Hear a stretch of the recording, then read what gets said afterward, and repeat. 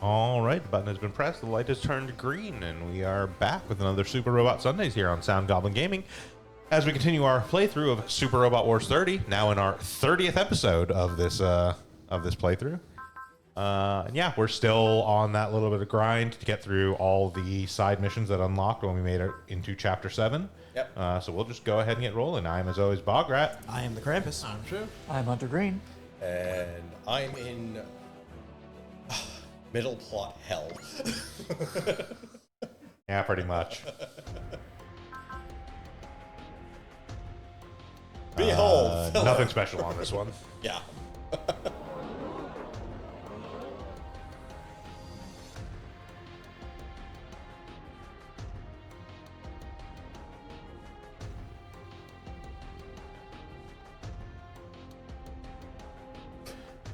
In the meantime, in other ongoing stuff, we got the first map event in G-Gen Eternal, which is a sort of interesting event style they do where you get a separate action currency, essentially, to take part in some things which are little like mini scenarios, and then some things which are just like boosts or things that take place as you kind of move through a grid.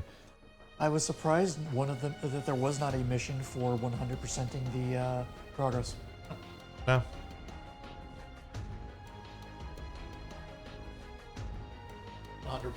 Just doing 100 missions. Okay, does it stop Yes. at 100? Okay. Yeah, I'm on the 81 thing. Yeah, there is a mission for running 100 scenarios in the thing, basically. And that counts basically anything you do in it, including score attack, but it doesn't actually use it. Yes. Yes. So you can't just change score attack to finish that. I mean, you get it naturally. Just we've got what, another week left? Till the 26th. Yeah, Basically, the next 26th? whenever the master leaves. sounds right.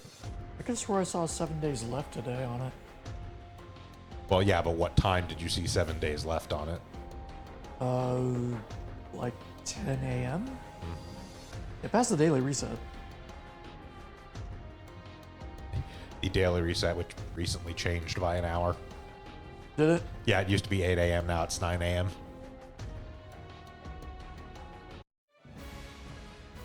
That must have done it a while ago. It's been 9 a.m. since I started. No, it was 8 a.m. for a very long time, and I promise you that because I used to play while waiting for Krampus to come out and get in the car. That is weird because it's like 8. It's I literally... no. That's right. The daily reset is different than the. Yes, the the cycle... time- Yes, the cycle is different for, like, the base stuff. Yes. Okay. Yeah. Because the that's on base is 1 9, a.m., 5, 1. 9 a.m., Yep. and 5 p.m. Yeah, now it's actually lined up. Daily reset is at 9 Okay, a.m. okay. But yeah, no, it was actually at 8 a.m. for a while because there were literally times where I would be like, I would play waiting for Krampus to come out and get to the car.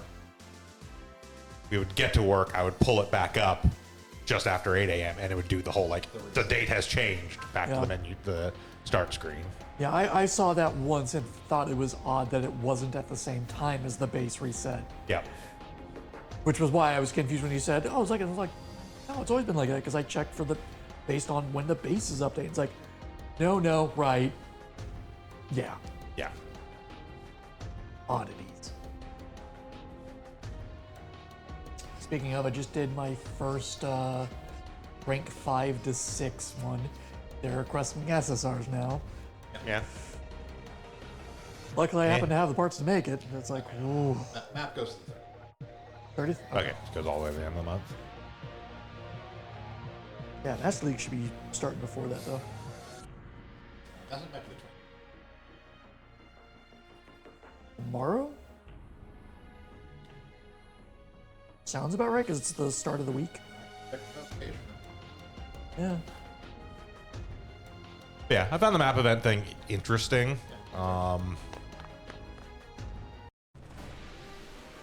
It's about all I can really say about it. It's just like, It was a way for me to get more SP to, so I'm perfectly fine. Yep. I wish, I feel like they could have done more interesting things with it.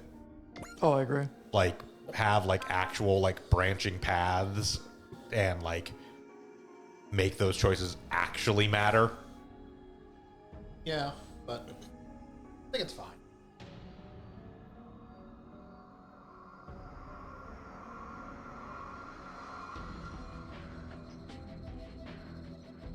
I kind of wish it remembered team selection for specifically the restrictions they put on it.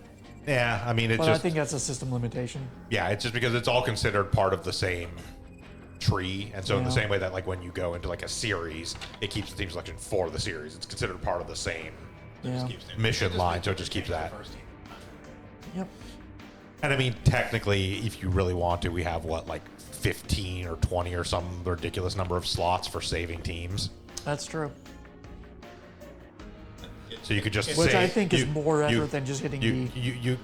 you could literally save an unstoppable team, a tough as nails team, a But it Gundam Wing really team, a takes no Zeta time to Gundam hit team. autoform for the first team. Yeah. Yeah. Hit OK and move on. Like, granted, for newer players, that might be a better option just because they are going to have to custom pick their team and build. Whereas we're at the point where we can autofill a team and the team is going to work. Like my second squad was the same every time. Yeah. And then my first squad just changed regardless of the My second squad only changed if it was a space mission, specifically Yeah. because the EZ8. I mean, I'm using the Easy 8 anyways. Oh no, it gets half movement. I do technically have a unit that is better than my EZ8 now, because I did pull a second unicorn. Oh, nice. So now I've got a 2-star unicorn EX as well as a 2-star EZ8 EX. And with them both being fully leveled and basically about the same as far as the actual weapon upgrades, the unicorn is better than the EZ8. But the EZ8 is still a fucking beast. Yes. I am debating what I want to get because I'm halfway to the next Victor UR. And I'm debating what I want to get for it. Because on one hand, the Freedom is really good and I'd love to get another upgrade for it. On the other hand, oh, I can boost the Easy 8 by... oh, wait, no, I've already given it one boost. Because I got it twice in a row. I have not been getting pity points on the regular polls. Yeah, it's because you've been doing the other banner. Yeah, I want the build. I want it to, I'm just... I am tired of my luck with banners, where if I do get a UR, it's from the standard pool. This banner particularly has been really bad. Yes. Like every other banner I've gotten, like first pull or two, I've gotten a UR out of it, whether or not it was the actual like banner UR. This one, literally the only UR I've gotten was a UR supporter. Yeah, like all the URs I've gotten from them have literally been from the standard pools, I got the O. which is right. Not a bad one from what I've heard. Yeah, no, that's it. Did make the map event very funny because the Zeta Gundam levels were just like, well, that's solved. Yeah, I got the level one thing I level was- 100 EX the O with like every weapon on it at level 4. Like, yeah. I got the one thing from the current banner that I was interested in, which was the V8, whatever it was, the one that comes with swords. Yeah. Yeah. yeah, And then I've come back to saving at like 19,000 gems. I mean, if you don't I'm actually, at 6K if you currently. don't actually spend them on polls, they build up pretty quickly. Oh, yeah. I have been in the habit of basically spending them every time I get 3K, just because every time I've actually hit 3K, there's been a banner with something I've been interested on it. Yeah, I'm just hoping that we'll get, like, unless something really interesting pops up in one of the banners, they throw some weird shit in there sometimes. I'm basically waiting for second half Stardust memory Yeah, to see if we get Dendrobium. I am. Alternatively, they could do like an EX Pale Rider, which would absolutely Rider, get you to blow your gems. Striker, an EX S Gundam or EX Gundam. So Yeah. I didn't see it listed, but I'm very curious why they turned off the banner for like I think it was like an 8-hour period. There was like a Okay, it was a language issue. Yeah. Okay. It was like the Thai language. Well, one of the languages had basically the translation. Okay. Yeah, it was not anything particularly major. Oh It no, was just a I'm word, pretty just sure a that if it was language an thing. issue with the pull rates or something, they would have definitely compensated anyone who pulled. I mean, they did also just give everyone Yes. like Yeah, a bunch of gems for being like, sorry, we had to turn the banner off. Yeah, it's a case of there's like a mistranslation, basically because of the way Gacha works. If you basically like misappropriate how things are, like basically misleading type stuff, you can get in trouble for it. So like, as soon as they know it's an issue, instead of shut it Yeah. down and get that fixed. Yeah. So it wasn't misleading people doing banner or Gacha pulls.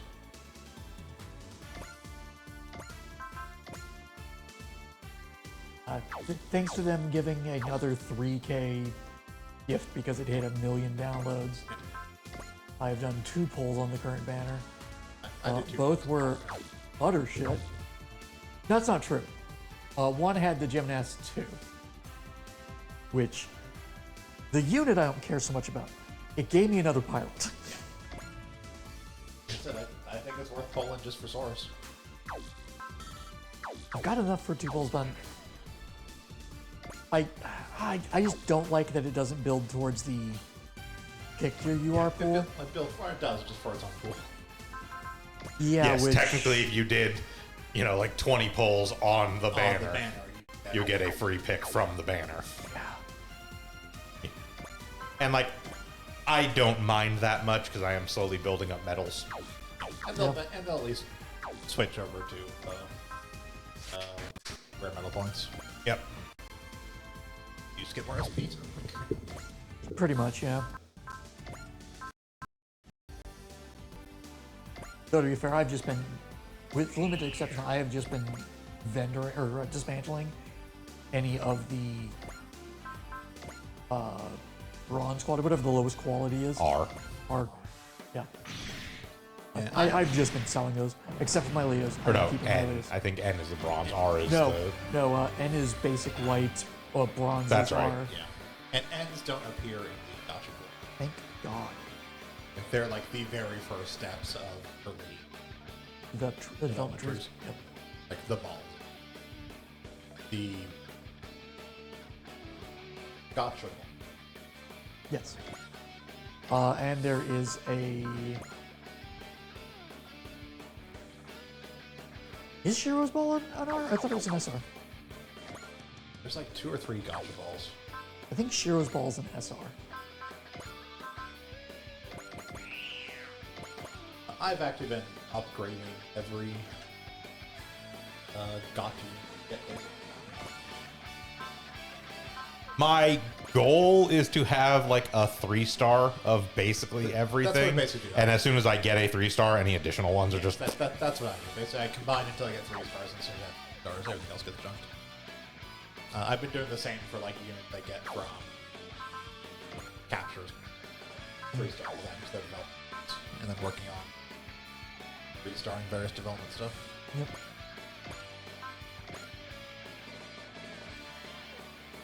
Garrett asked for the X Divider today. I'm like, oh, I've got a spare X Divider. It doesn't have any stars, but it's level 88 because it's been used. Yeah. Now I'll just develop a new one. Yeah, like that. Like I told you, Atherin's been asking for a Justice Meteor. Yeah, I'm gonna have to build it. I only have one. It's like a 3-star right now. I'm not giving you a 3-star Justice Meteor. Yeah, I'm Yeah. gonna have to build one specifically for him for that as well, And just I have because 0 of the like 3 pieces you need to build it specifically. I am highly considering building that team I saw a video for. The all justices, all justice. All meteors. yeah, all meteors. Yeah, it's one team all freedom meteors, the other team all justice meteors, meteors. because apparently it's a very decent team for taking on that endless road. I mean, I've also just been building up resources in a few different series because, Yeah. like, for instance, with I've been doing a lot more like 00, G Gundam, yeah, the ones that have the the ones that don't have full development trees yet. yeah, just because they're going to eventually release the second half of those. And it's gonna be like, okay, well, I've got the like, Yep. I've got like 180 fucking resources built up. Let's go. But, Yeah, I but have- once they're gonna suck at The those the trees, I have been building up seed resources too, only to get more copies of the high end seed units to get better stuff to be able to do the endless road missions for seed. have this right mode, and we're gonna get Destiny next for the next story thing. Yeah. I have been, if a current event does not require AP for this stuff. I have been doing the hard mode skips for every one of the final 5, or the incomplete ones, and then been going backward through trees doing that, specifically for the regular like level up resources. I can fully level from 1 to max, I think 4 URs at this point. Not that I'm expecting to ever get that many at a time. No, I used a bunch of level materials for score attack. That's I didn't have a bunch of like high level toughness stuff, so I made a bunch of high level toughness stuff. Yeah, I need to look at that. That's the only thing I haven't actually done there is advance my score attack past my current score. Mainly because I haven't run it as a manual as opposed to auto. I got 85. Yeah, I'll probably worry about that like in a couple days. Ah, 85 points. Yeah, I'm currently at Which in 45. 80 you get all the SP tokens. So I'm like, I thought. 100, Oh, 100's another one. Yeah, 100's a UR weapon. Which is why I'm like, it's nice, but it's not necessary. and I could probably get it. I just need to swap another like pack pilot out for support pilot second for a support attack and Yeah. and then not be as the Epion at the very start because that usually gets built. Or put a second defender at the top. I need to, for manual, one of the reasons I need to do manual is just to not kill the target too quickly. You can leave 2 enemies alive Yep. and still get SS strength for kills. Yep. It's just you have to do to get 100. You have to do 2 rounds. Kill at. You can leave 2 enemies alive. Have none of your units done, and do a fairly large chunk of extra damage to the boss when you kill it. Is it? Does it all have to be in one fight? Yes, it also. Yes. Okay. Yeah, it is not, oh, we're going to take your sum of bests. It is Damn, a that's like- single score. It is a single score. Yeah, you cannot design a team to be like, well, I'm going to have this team do the most damage possible. I'm going to have this team do it as fast as possible. I'm going to have this team take the least damage. Like, no, you have to do it all together. You have to do. Even though it shows the rankings separately on the screen, it is Yeah. still just a single score. Yeah, it's a single score. Wait. So I have a question. The ranking for rounds survived. Is that mistranslated? Is that Oh how my fast God. you're doing it? That is how fast. Oh, it's that time. Uh-huh. Oh God, I didn't realize we were at this point already. Yep. They did the bathroom scene earlier. Yep. Yeah. Jet Boot Bikini Bazooka Squad. But we're not at the Angel Halo. Oh. No, this is the. So, you guys have been talking over a lot of it, but the Macedonia colony is hiding some kind of weapon from the Zanskare Empire, and they mentioned when Yeah. they turned on the effect mid-mission that even though the Angel Halo isn't completed, this burst of Psychomu energy should. Okay, so they just don't have it on the map. Okay. No. Yeah, they don't have the Angel Halo built, but the mechanism. Well, of course Okay, not. yeah. The Devil Gundam isn't here to merge with it. God. And yeah, nobody knows what happened inside the colony, but they understand he's gone through some form of horrible torture. And suddenly the Phoenix. The Phoenix just rams into Macedonia What? colony. I heard near naked laser here. I had to show up. Good. The Phoenix has come in and solved the Angel Halo problem. Well, let's throw that part of the plot out the window. Probably for the best. But how are we gonna get the greatest moment in Gundam history? What are you defining as the greatest moment? Sorry, the greatest death in Gundam history. Remember, this is just their test prototype of the Angel we're not- Halo. Yeah, We this is still not have the. time Trust for- me, we still get the actual Angel Halo. This is not the end of V Gundam for Victory Gundam. It's just mid-mission stuff.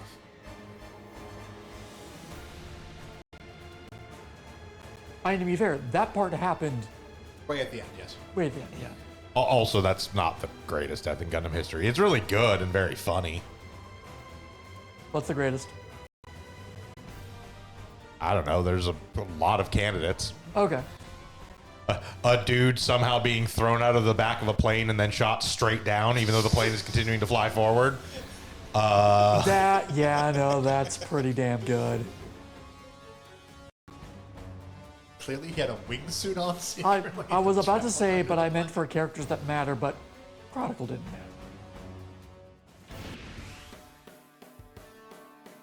Shiro Amada punches a man with mech directly in the cockpit. Yeah, that's another good one. Amuro steps on a human being with the Gundam. Okay, yeah. Amuro steps on a dude in Kaguradone's island. Conversely, Yeah. Suletta. Oh, yeah. Like, Tomatoes there's a lot of really good candidates for best death in Gundam. To be fair, I was Cassilia. That's Yeah. Char? yeah. I heard Garma's hobby died of Ligma. Who's Garma? I think one of the best things about the Suletta slaps a man and turns to paste is that's a post-credit scene at the end of like season 1. Yeah. So you just get to stew on that for a couple months Till season 2 can start. Yeah, till the second half released. Like, not only did she do it, Transmute man to paste. but her reaction just like, yeah, that's perfectly fine. Oh, slipped in this man's blood. He's been No. entirely out now. Oh, darn, I Silly haven't. me. Yeah. Okay, no, that's fair. There are tons of Yeah, like Chronicles is funny, but Yeah. Chronicles is hilarious. Just how like, Chronicles dead. the fact that like the camera keeps panning going. and then it cuts to the eye catch. Yep.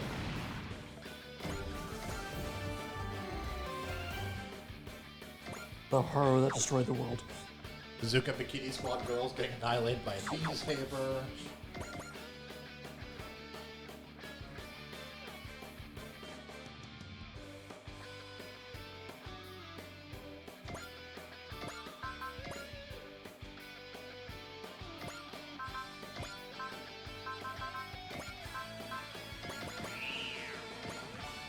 Anytime a person gets hit with a beam of any sort, it's usually pretty good.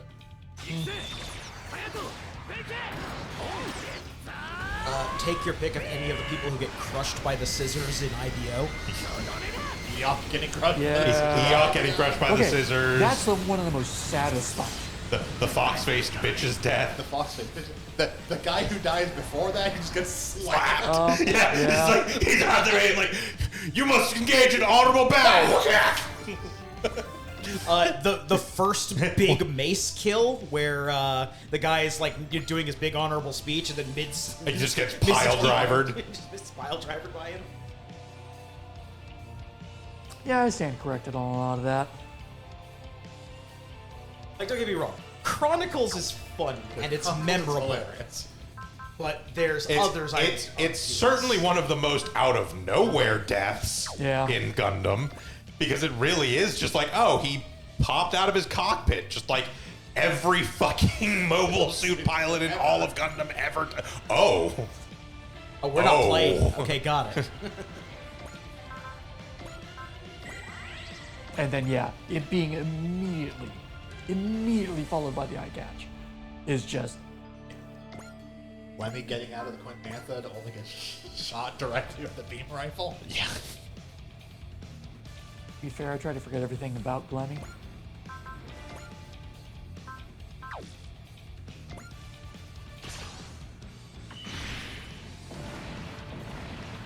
Did you forget the fact that he got shot directly with a beam rifle?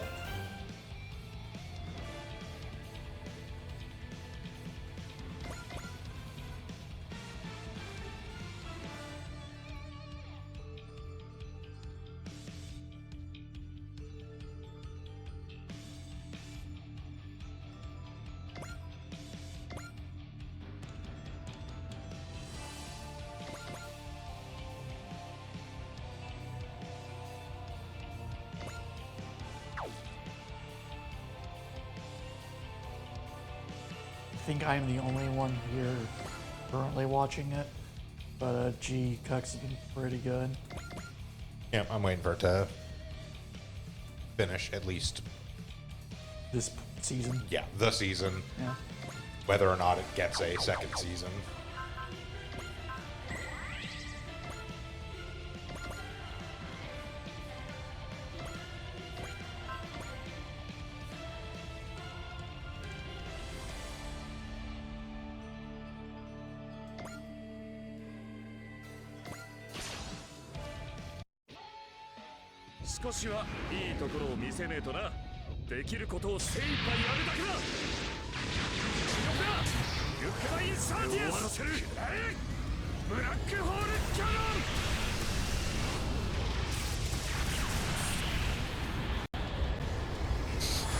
I really feel like the shoulder cannon shots are not particularly necessary if you're hitting them with a black hole.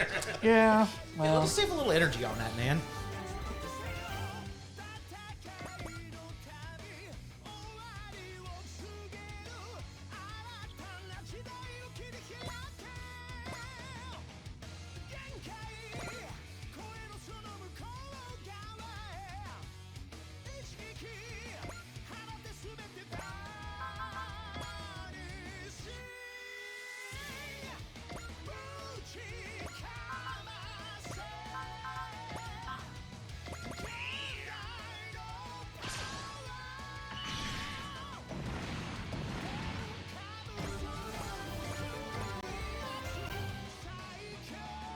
Another somewhat kind of related interest in that they kind of operate within the same sphere. Something we haven't talked a lot about is most of us, with the exception of Vince, have been doing watch through of all the Kamen Riders from Heisei era. We are actually at the end of the Heisei era. We are watching Zio right now, and I'm the only one of our group that has seen Zio before. And we got to a very early episode. It was like episode 7 or 8 that it was in, or maybe 9, 10. Yeah, regardless, it was still fairly early, like first quarter of the series. That has honestly one of my favorite fights between riders in a Kamen Rider series, just because you've got the primary rider, Kamen Rider Zio, and the secondary rider, Kamen Rider Gates, who have had fights before this a couple times because Gates, for various and sundry plot reasons, wants to defeat Zio. And most of the time, those fights have kind of been back and forth and gone really, like they've both got some good hits in and both made, da da da da. So this fight shows up and basically Gates shows up and challenges, Zio to fight him. And Zio just no-sells the entire fucking fight, showing the entire time that he's just been going easy on Gates.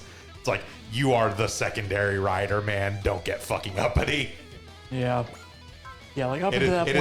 It is one of the clearest demonstrations of we are on different levels that has ever happened in Kamen Rider. Because it's not even like, oh, I have my second form upgrade. They're literally yeah. Like, he doesn't even, he goes into one of his armor forms, when that fight is already mostly done. And even that, and that's when he truly knows. I was literally just takes a couple punches and doesn't even register them. But even prior to that, he's just deflecting kicks and all that. Just we are not on the same level, dude. This is the Great King. Yeah, it's gonna be the Overlord. The Great King. Oh, was he?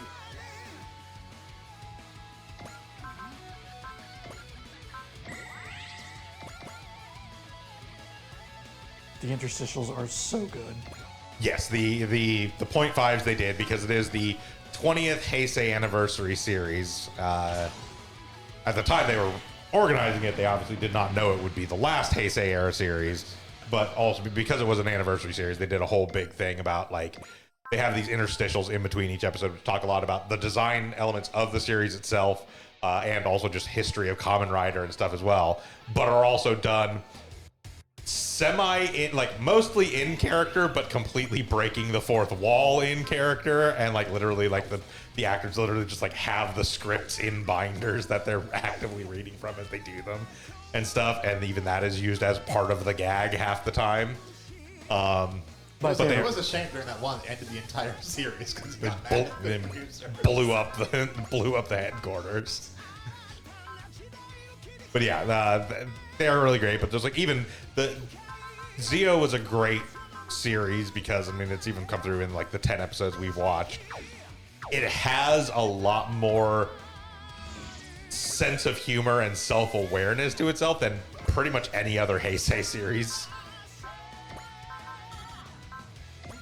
Like they were fully willing to just outright acknowledge the ridiculousness of the whole thing, even within the actual series, and then the 0.5s are completely off the fucking wall. Which makes sense for being basically like, but here's our 20th anniversary big compilation of effectively every Heisei series at this point. You can just kind of get wacky with it and all. Yeah. Rule 3: anyone who questions time travel will be kicked by a horse. It's a great love letter to the entire franchise series, which is one of the reasons I really like Build Fighters, Yeah. because it's that for Gundam. And yeah, the first time I watched Zio, I had not watched all the Heisei series. A lot of the Phase 1 Heisei I hadn't actually seen at that point. So there were some things that definitely got lost on me. But even then, it's still an enjoyable series to watch. You do want to have some familiarity with the Heisei Kamen Riders in general, just because it's like... They're all going to come up, basically. Yeah. With like some extent. No, get Wizard didn't come back. Well, every series Every shows series up. shows It's just up. certain just don't necessarily certain get actual particular riders riders. don't necessarily appear. Yeah. The actors weren't available. Yeah. Kuga. The guy who played Kuga played Kuga, and immediately thereafter was like, I'm done. Yeah. We're out. I mean, there is another Kuga. Yes. But it's like, and they do like bringing up Kuga like quite often in all the collaboration stuff because Yep. he is the first Heisei Heisei Kamen Rider, yeah. But it's just always Kuga. Yeah, it's Kuga in suit, never the... It's never the actor. Yeah.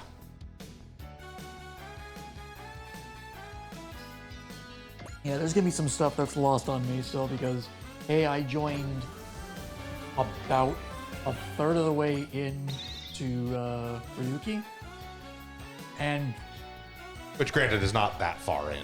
not that far in, but there were a few series that I sat out on because either I could not follow them, or it was in like the worst parts of my health issues. Yeah.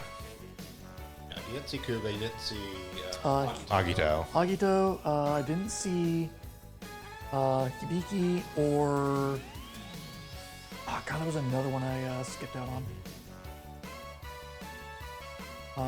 I only caught half of Thighs. see Kabuto. No, I did not see Kabuto. I missed Didn't miss much. I want to say His finishing attack is even a fucking rider kick. Blade was the other one that I just didn't stick around through. That one was during the, like, Yeah. I had That no was, that energy was not because really my by health issues. choice. That was... Yeah, no, that was definitely a health issue. That's unfortunate. He played this good. Yeah. Missing fucking Kabuto's whatever. Yeah. I want to say Decade was the first one that I came back for, and that I think was after that I was pretty consistent through watching all the rest of them. Wait, And Hibiki is weak. no, Kiva. I think Kiva's the one I came back to. Because Kiva was prior to Decade. Yes, Yes. And Kiva I fucking loved. Kiva's Krampus's favorite? Of the original Yeah, phase 1. It is. phase 1. There's a lot of phase 2 that overtake it. Phase 2 has been mostly phenomenal. It's got a few minor issues. So you want to know... It does have Wizard and Ghost. Literally the two I was thinking which of. are easily the two weakest of Which Neo Heisei. I would say they are fine as series, but their leads are the most uninteresting. So you want to know something funny about Kabuto? Oh. It's another one where the primary rider does not come back for Zio. And yet Yeah, somehow, should we just get another Kabuto? and yet somehow it's worse. Oh. You get Gatak. Kagami shows up, but not Tendo. I assume we just get another Kabuto. That being said, the Kabuto tribute section is also one of the ones that is heavily Decade related, Okay. so it makes up for it. It's also very late. That's like episodes 37 and 38 is where the Kabuto stuff comes in. Okay. because they do a bunch of stuff leading up to basically up through episode 14 is all straight, like, you know, Do different content tribute videos. to this one, blah blah blah blah blah. Then up through like 28 is all Zio original plot stuff. Okay. And then they get back into it in the back half of the series where they do Blade, then Agito, then Hibiki, then Kiva, then Kabuto, then Den-O. Den-O was real good. Wait, And then when was the 41 through 43 is the wrap up of the Zio timeline and also heavily involves Decade and the End. What? Den-O was first phase, right? Yes, Den-O's Yes. right before Decade? Uh, Or like 1 or 2 before Decade? 'Cause I Den-O was there for is Den-O before too. Kiva. It's Kiva okay. is before Decade. Then that was probably the one that I showed back up for. Either that one Yeah, or because whatever. it's was before Kuga, that. Agito, Ryuki, Faiz, Blade, Hibiki. So you basically dropped out that Yeah. section. You were with us part way through Faiz and then Yeah. basically stopped there. We did the rest of Faiz, Blade, Hibiki, Kabuto. Then yeah, you think you came back in with Den-O. Yeah, because I saw the entirety of Den-O. And Den-O, Kiva, Decade, and then Neo Heisei. And Or Phase 2, whatever you want to call it. I think Den-O was like I think the watch through for Den-O started shortly after I got out of the hospital. Sounds about But right. I was on the like I was doing real good in my recovery. Yeah. So I think that's when that started. Because I haven't missed anything since then.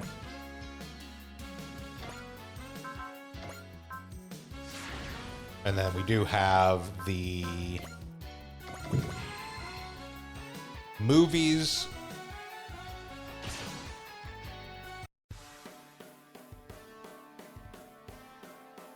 For Zio. Coming up. Yes, the first one, Heisei Rider, Heisei Generations Forever comes up after episode 12. So But that's the big crossover one, so it's not really in the main style. It is the first time you get to see a couple of the ride watches, which show up later on in the actual series. Makes sense. But it's not the stuff in there is not necessarily as It just takes place there. It's like most of the big writer crossover ones where this one even less so with Zio. The actual producer of Zio outright declared that the events of Heisei Generations Forever are non-canon to Zio. but it's there. But he is also the one that said, yeah, it also takes place after episode 12, It takes place here, but don't worry about it. basically. I mean, Zio involves time travel. You can have something non-canon to the universe and still have it take place after a point in time. And Zio is the first series where we will actually want to watch basically all the specials in addition to the movies. Because the majority of the specials are actually follow-ups to episode arcs. Oh, nice.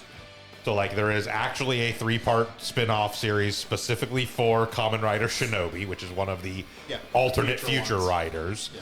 There is an actual 3-part spin-off of the Kamen Rider Ryuki stuff that follows the Ryuki arc in Zio. お母さんをやりたいって夢僕では叶えられませんよ Also, Lupe's back wants her hit again.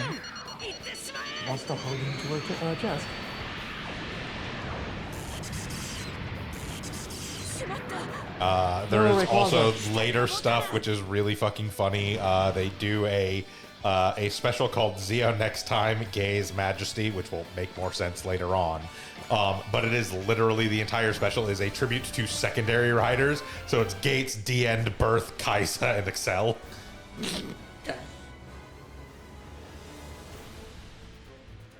Speaking of secondary, since we are continuing, we're eventually going to get to the point where we get to watch the like Kamen Rider Girls special. Yes. Kamen Rider Jean and Kamen Rider Aguilera with Girls With Remix. Girls Remix, yeah. Yep. Basically a big compilation of all the female writers that have shown up. Which is actually listed on the like tracker sheet I have Yeah. with Zio.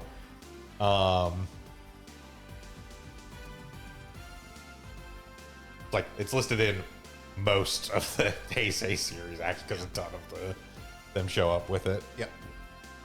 I think we've already seen my favorite secondary writer. Beast. Beast did show up most recently. Stuff we saw. Like, if he isn't my favorite, he is definitely in top 3. He did beat shit out of Gate. And yeah, we get the other thing is, so the actual like full Zeo movie is Overquartzer, which is actually the initial Drive tribute. Huh.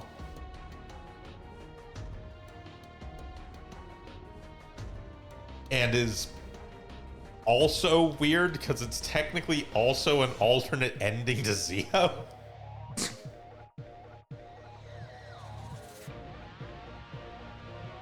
Hasselwagen.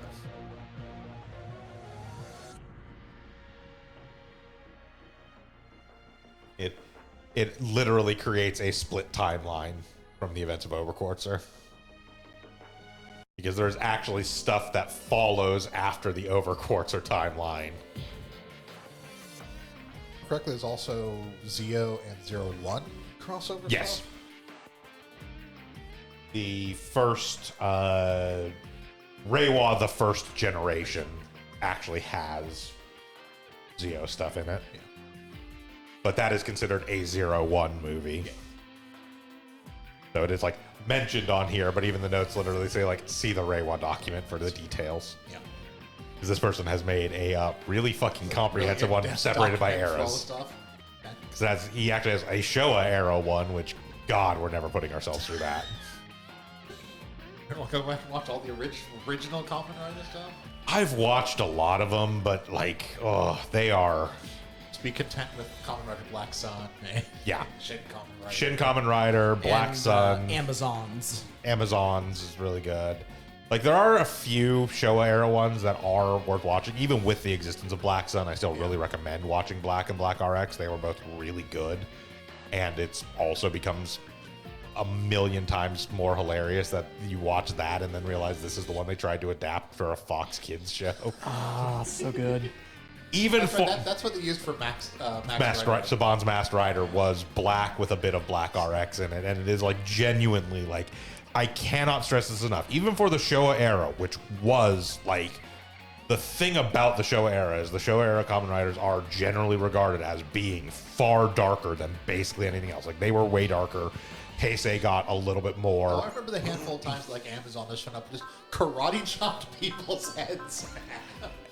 Amazon is kind of excessive even for Showa era, but like Showa era riders, generally speaking, were considered fairly dark. Heisei is considered more kid friendly, although still not like, it's still not considered as kid friendly as, say, like Super Sentai, which is generally Yeah. considered the even younger target audience than Kamen Rider. Yeah. But like Heisei era was more kid friendly, but still a little dark, and like obviously depending on the season was either, you know, darker or goofier, kind of back and forth. And then Reiwa era for the most part has been considered just kind of generally mostly pretty goofy. Very much depends. Like, it still does vary wildly, but like so far they have not done anything near as dark as a lot of the dark stuff that even showed up in like Heisei. Not really. In Reiwa also partially just because it's like their trends tend to go with the eras too, and the Reiwa era in Japan has been one generally of more kind of hope and forward looking. Yep. So they've generally been, we have an actual Yeah. significant talkie mission, not 3 lines for an ace bonus.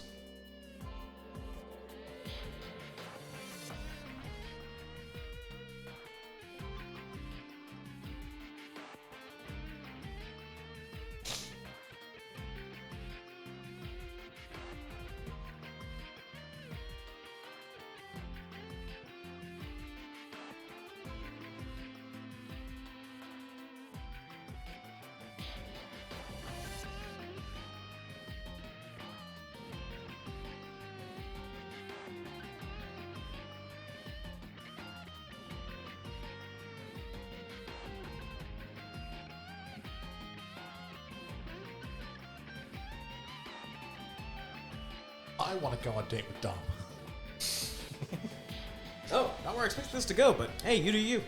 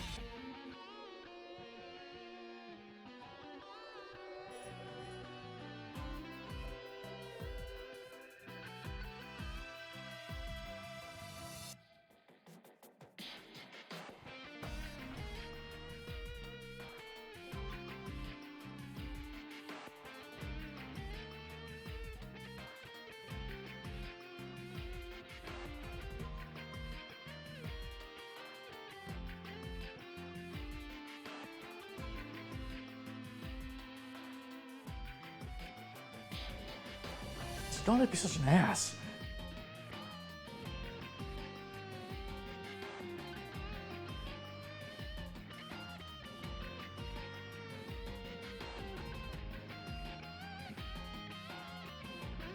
Because he's a character from a 70s show, he has to learn in less than 30 minutes. We have one episode to teach you something. And half that's going to be taken up by stock footage of robots fighting. Okay, your carburetor is made of only like these 600 components. So realistically, roughly like 12 minutes of screen time that you find out the issue and solve it. He almost suffers from severe character whiplash.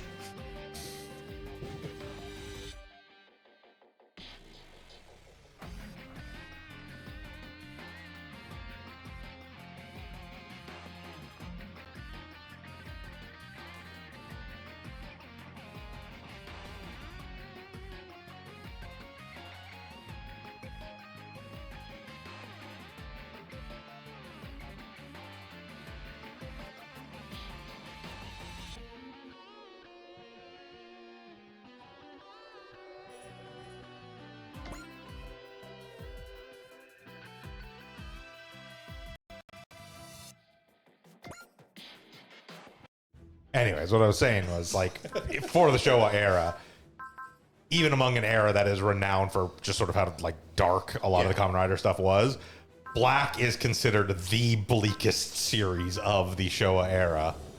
And that's the one they tried to decide to adapt into a Fox Kids show. Speaking of darker series, are we still planning on doing Zubat after Zio before we get into... Yeah, we're going to do we're Reiwa? still playing... God, this nonsense. Oh, this is the Kuzuha and Yeah. what's his name? Upgrade mission. Yeah. Yes, the plan is still to do Zubat between Heisei and Reiwa era, and once we actually get into the Reiwa era, I think the plan probably is to intersperse, do a Reiwa Kamen Rider, and then we'll do like Garo or something basically in between, because otherwise we will catch up to Reiwa really quick. Zubat's going to be a fun time for people who haven't seen much of Zubat. Yeah, I have only heard. Wow, wow, West. Okay, no, I've seen that. Most important things for you to really know about Zubat is that enemies have suspiciously strong necks. Otherwise they would be Otherwise fucking they'd be dead. dead. They really like pointing a camera at the upper corner of rooms. And don't get attached Because you to... will always see people fly over that. And also, don't get attached to any old people, children, or dogs. If you are an innocent bystander who shows up near Zubat at one point in an episode, there's like a 95% chance you will be dead before you. It also has, of all like the Kamen Rider stuff that I have seen, the darkest episode I have seen.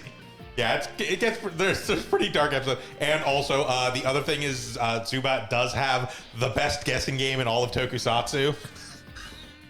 Oh, What what is is Zubat the- going to be the best at? No, not what is Zubat going to be the best at this episode. What death trap is the villain leader going to use to punish the dude for failing his mission? Because he has a button on his chair, and somehow this button does a different thing every fucking time he pushes Like it. every time the villain like fails Oh, to being like no. villain's leader, he shows up to be the big villain's leader. Like, oh no, I'm sorry, I failed to beat Zubat. And then the villain's leader presses the button on his chair and it like drops the guy in a pit. Or like spikes fire out of the arm of the chair and stab him in the heart. It's Or like, always something different every time. it's the same button, mind you. Oh, it's just sounds one big amazing. like red button in the arm of his chair.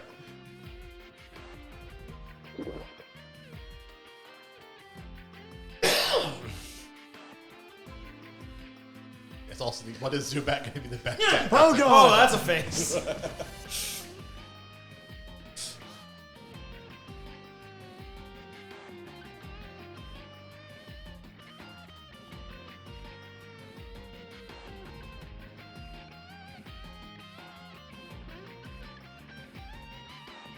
Oh yes, also the theming choices of Zubat Well, you've at the very least seen that fucking hilarious music video. So you have seen what Zubat's suit looks like when he transforms, and you have also seen his car. Yes. So the basic driving plot of Zubat, and I will say this because it is revealed in the first 3 minutes of the first episode, and also not at all actually fucking relevant to the vast majority of the series. Zubat is on a quest for vengeance for his friend who designed a spacesuit and rocket car, and then was killed For space travel. for space travel. And then was killed, so he's seeking vengeance on those who killed his friend. Yep. That is what Zubat's suit and car are. Yeah, for space exploration. This is in no way important to anything that ever occurs, and Zubat dresses like a fucking cowboy. Okay. For some reason, they felt the need to establish, this is a spacesuit and rocket car for space exploration. 0 seconds of this series take place in And space. if I remember correctly, there's a limited amount of time you can have the spacesuit on because it will Yeah, count I was about to say, Yes. he can only wear it for a limited amount of time because otherwise the suit will literally rip him limb from limb. Which is also why, unlike, all the Kamen Rider and Super Sentai stuff you may have seen, where there are some times where 80% of the episode they're transformed, you will never see Zubat transform for more than 3 minutes of an episode. Oh, but man, he'll do work in those 3 Oh, minutes. yeah. Those 3 minutes will be the wildest 3 minutes of your fucking life. But he will never be transformed. Of the 26 to 28 minute runtime of an episode, 3 minutes is him in suit. Most of the time, it's him in the fucking cowboy outfit, jogging dudes. Correct. Yeah, he will eventually transform, throw people around by their necks with the whip. That is the other thing about Zubat is it is incredibly formulaic to the point where I Yes. wrote out. Every episode is the same formula, basically. It is Zubat wanders into a new area, probably gets an old man killed. Yeah. Wanders into new area, gets old man / child / dog killed. By Lieutenant of Evil Force. Lieutenant of Evil Forces, the best at something. Who is or is he? who is themed at something, claims to be the best at it. Zubat proves he is better. Some more stuff happens. Transformation. Throw people by their necks. Previous lieutenant dies. Rinse, repeat for an entire series. Okay. I wrote it out to Shiv when I first found this series and started watching it. And it was like, so this is the formula for every episode. And he's like, oh, okay, sure. And then he comes back to me 2 episodes. Yeah, I watched a past handful of where I episodes, had gotten yes, to. this is 100% the formula for an episode. And then, holy shit. There's one episode in there that's just I don't want to spoil anything. I'm excited. We'll see after we're Yeah. done, Zio.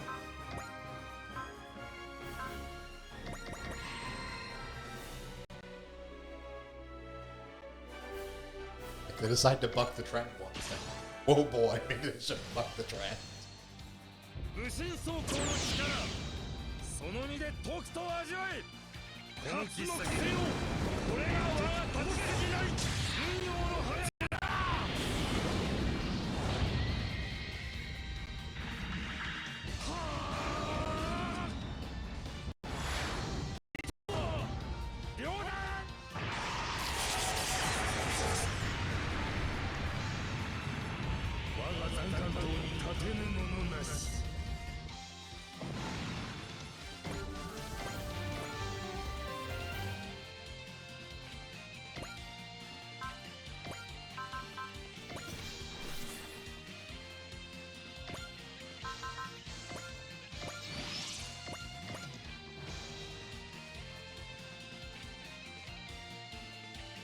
Now, mind you, Zubat is not responsible for the funniest thing to happen to a dog in all of Tokusatsu. That belongs to one of the Metal Hero ones. But yeah, Metal Hero Shider, where this sequence occurs.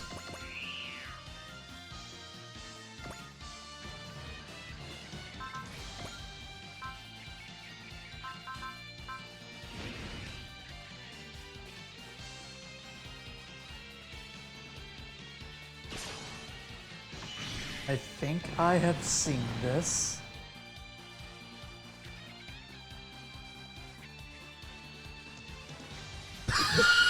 Yep. Yep.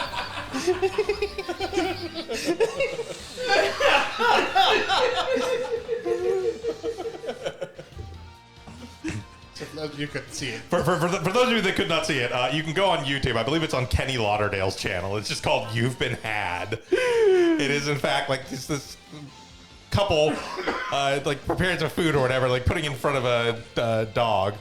It's like, please eat this, Wataru, and the Wataru's like, I don't like it. Like, please, you have to eat.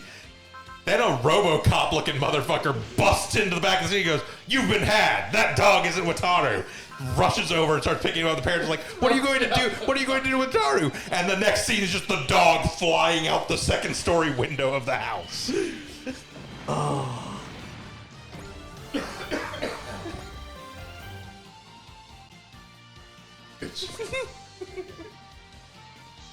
Sentai is wild, man.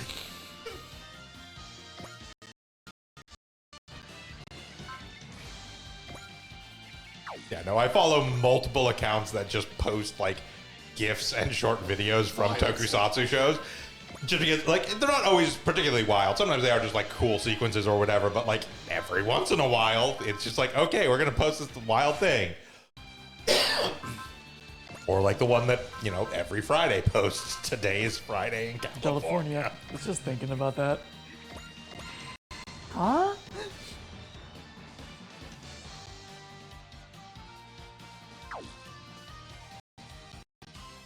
To be fair, if someone sat up on a gurney and a sheet, like the sheet fell down from their face and they told me that today was Friday in California, I too would probably respond with, huh?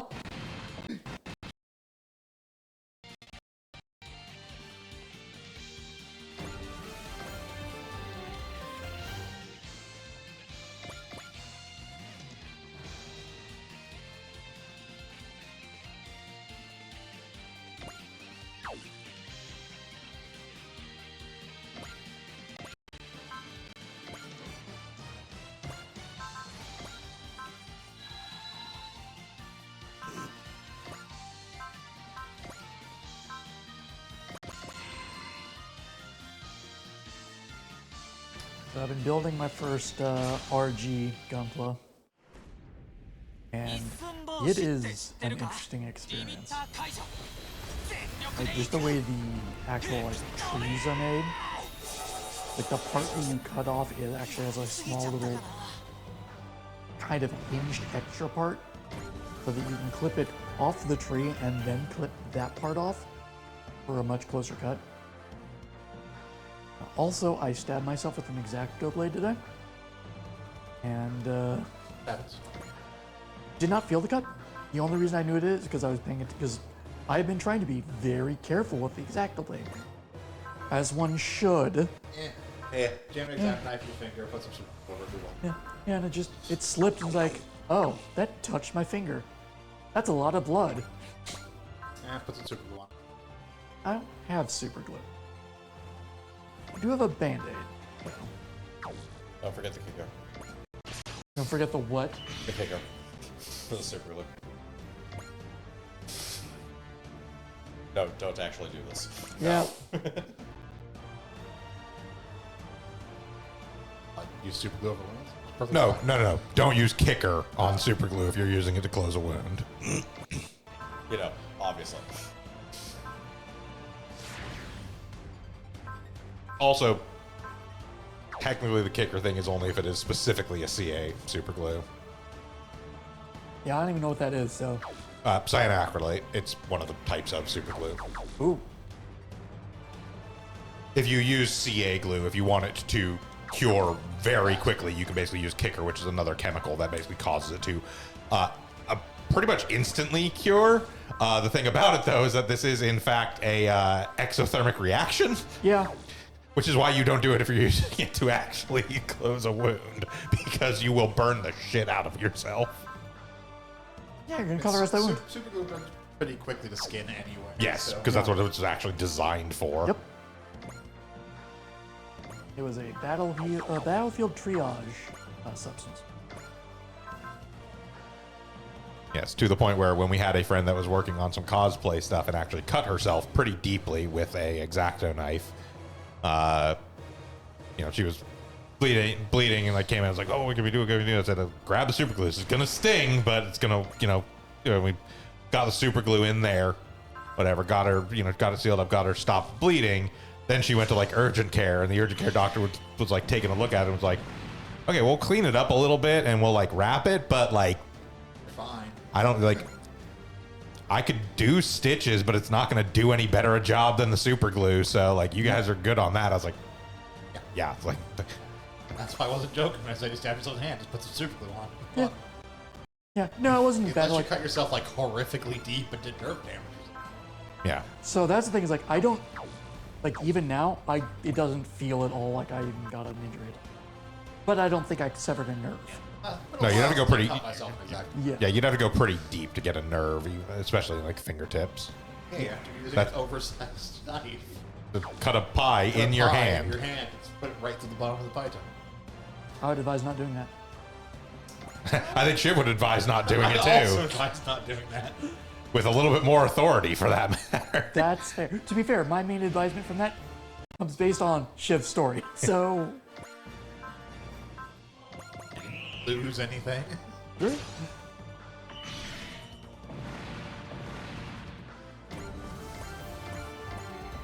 yeah.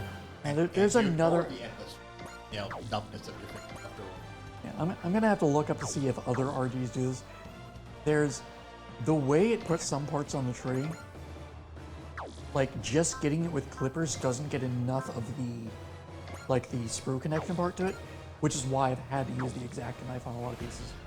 I mean, it very much depends upon which RG it is.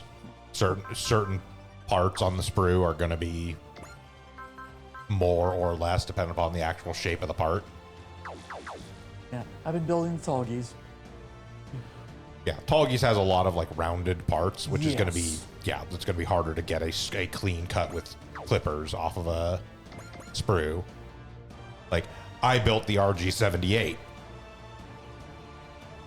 One of the worst experiences building Gunpla of my fucking life. You just But literally, from what I understand, the worst. it is. RX It was the or first. It was the first one, so they were still figuring shit out.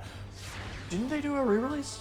Like a new They version may of it? have. I don't know if they did or not. I have two of the original ones. One is I'm built. sorry. One is because I got the one, forgot I got the one, saw the RX78 at a store, was like, oh, that's right, I was thinking about getting that. Bought it, brought it home, saw I already had one, was like, whatever, I'll paint this one up as Casfall's Gundam. Yeah.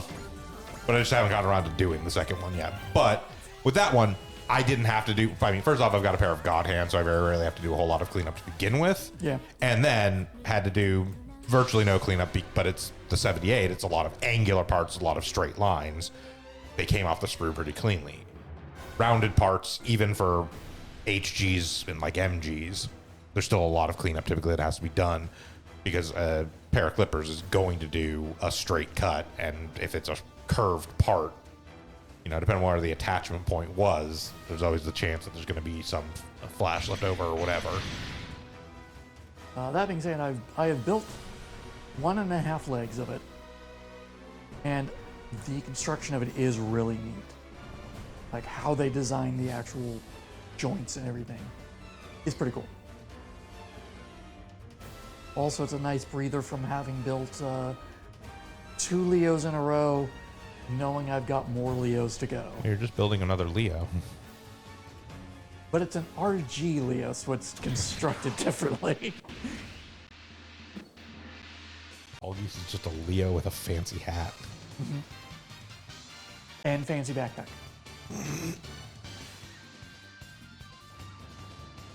Technically the other way around. Leos are just tall geese But yeah, the Tallgeese was the prototype Leo, essentially. that killed its pilots. Yes. 守られているだけじゃ主人公一一 Finding the interest in don't redesign the, or don't remake the suit, remake the backpack, which is causing it to go so fast.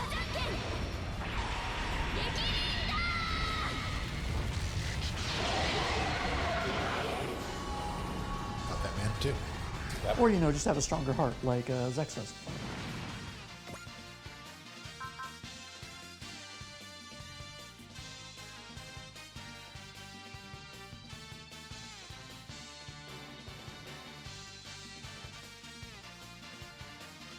God, you're right.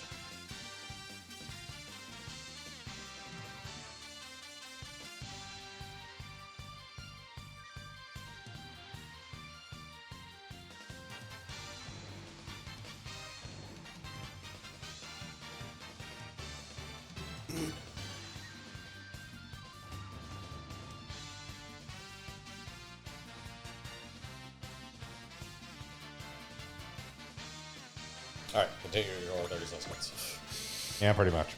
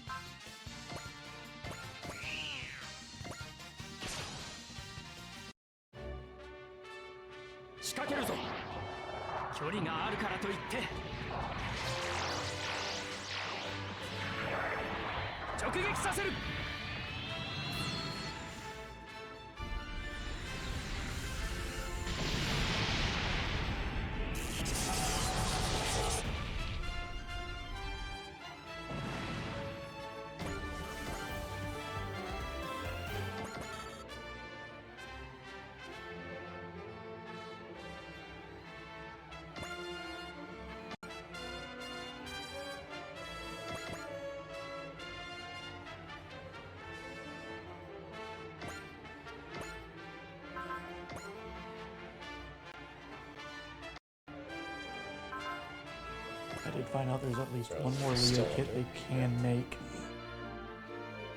They have not made a Leo Oz colors. Yeah.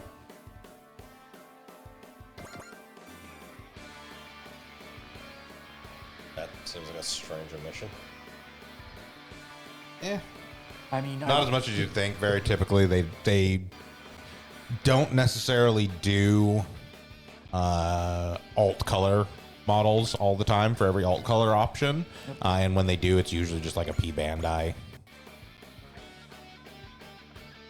Yeah, like the space type and flight type technically have extra parts. You know, they are like the base unit is the same exact kit in a different color, but they at least have the flight pack and attachments for the flight type, and then the space pack and the different weapons that were space specific.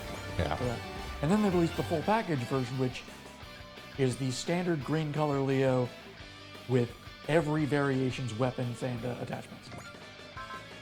So I've got doubles for most of the weapons. There's that. Also, because for the longest time, I thought that was going to be the only way I could have a flight or a space type Leo. Just in the wrong color. And P Bandai released both of those kits.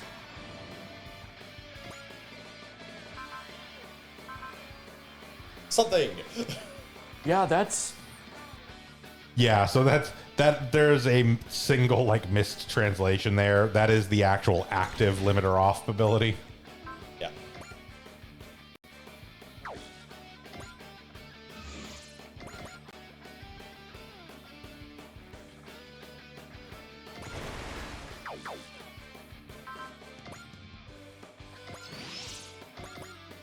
There we go.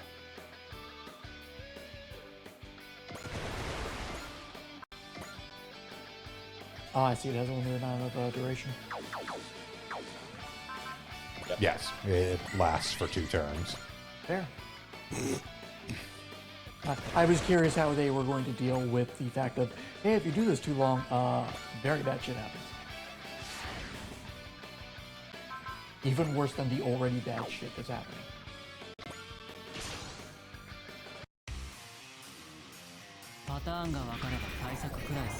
Because honestly, if it didn't have that, limitation, there'd be no reason not to do it the entire damn time.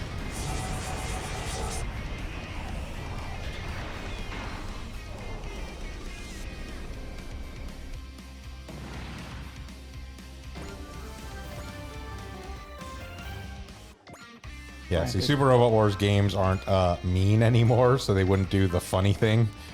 Oh, have it kill him at some point? Yeah, that basically give you the option to turn it off on any given turn, but if you leave it on for too long, he just dies, and you lose him as a unit. We're not getting an Ideon issue here. Ideon to attack too often.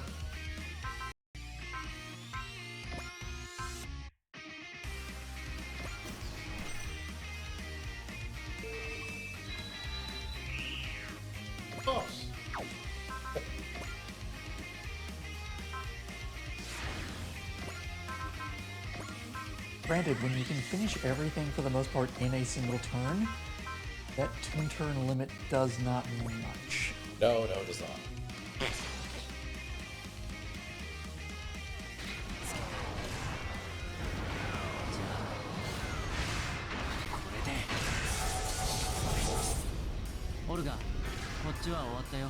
Okay, now hopefully get that as the cover shot. God, if only. Again. It's happened twice. I know. It's happened. I think it's happened more than twice. Cause I think it was for at least one of our earlier episodes too. But it did happen twice in a row. Yeah.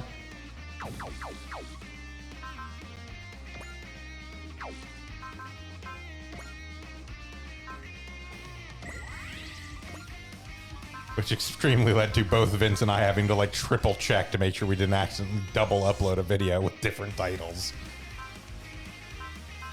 I mean, it's fair. It's like, no, these were uploaded like a week apart, and the timestamps are different, and they are in fact different missions.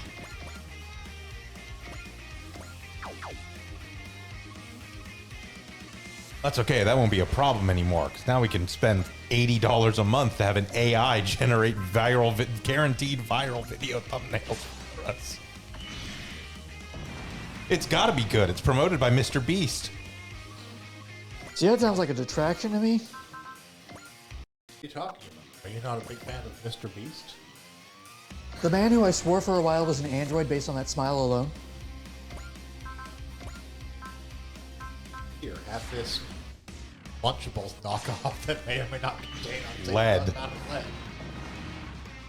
Was it the Lunchables? That was the drink. Well, it comes with a Prime. Included in it. Yeah, it includes a Prime, Yep. which has unsafe amounts of lead. I also can't just put it past it that maybe Beastables also just has a safe amount of. No. No. They just don't have mold. enough. They're just moldy, and also fucked Ty Tuesday out of his brownie. Yep. I remember that. He had a donation incentive for one of his marathons that he would consume a Feastable, and went to go open his Feastable, and it was supposed to have a brownie, and it did not have a brownie. Nope. He even like checked around, like, did it fall out? Like, did it check like the floor? Walked all the way back to his kitchen. Like, no, Mr. Beast stole my fucking brownie. So missing food, mold, potentially High amounts of lead. high amounts of lead. Oh yeah. You know, all the usual stuff for kids. Also, somehow, like, the thing that remains utterly baffling to me, somehow significantly less healthy than a Lunchable already is. Uh-huh. That was supposed to be one of their big selling points, was it was supposed to be a healthier, Made it worse Lunchable. and they made it worse. Yeah. We use real cheese. Yeah, no, the reason why they use those synthetic cheeses is they don't mold. Like they changed that out for health reasons. Also, you have more sodium somehow. Yeah, more nitrates.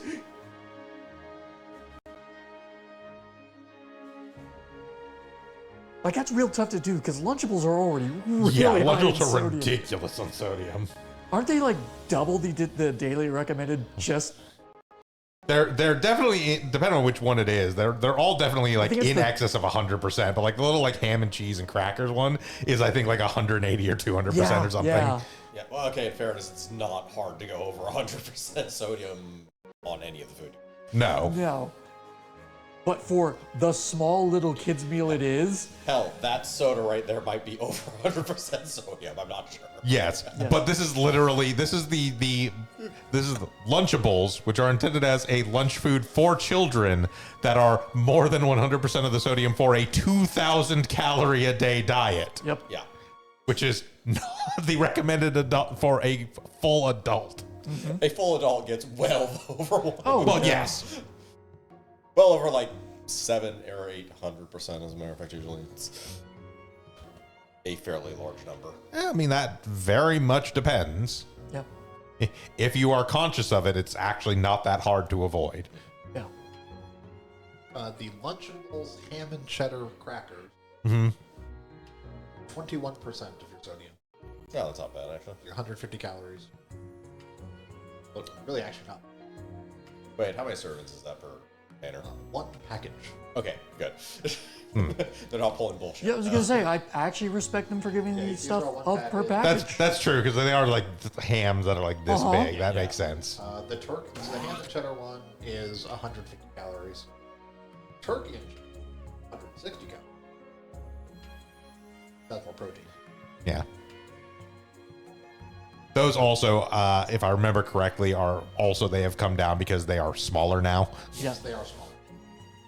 Because I know when I was a camp counselor, I would get Lunchables for my lunch, and they were certainly more than 150 calories for the ham and cheese and crackers one. For the short time my mom had custody of me, If nothing else, she I got think me those for- those ones don't have the like for lunch. dessert anymore. Yes.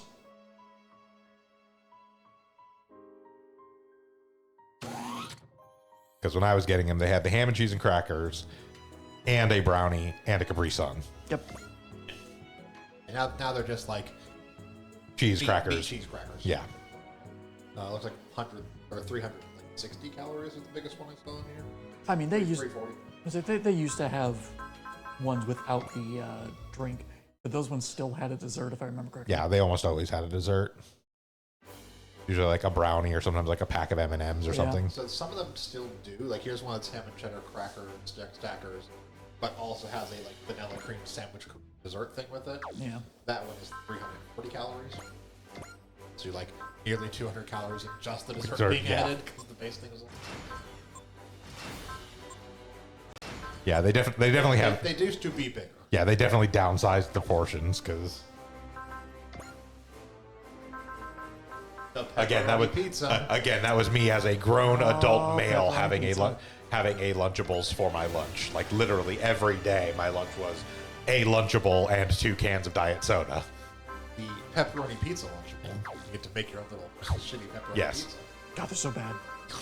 They're terrible. The As chewiest, a kid, it was, oh, I'm making a the pizza. chewiest fucking dough any human being has ever produced. 380 calories. It's like 800% hydration dough.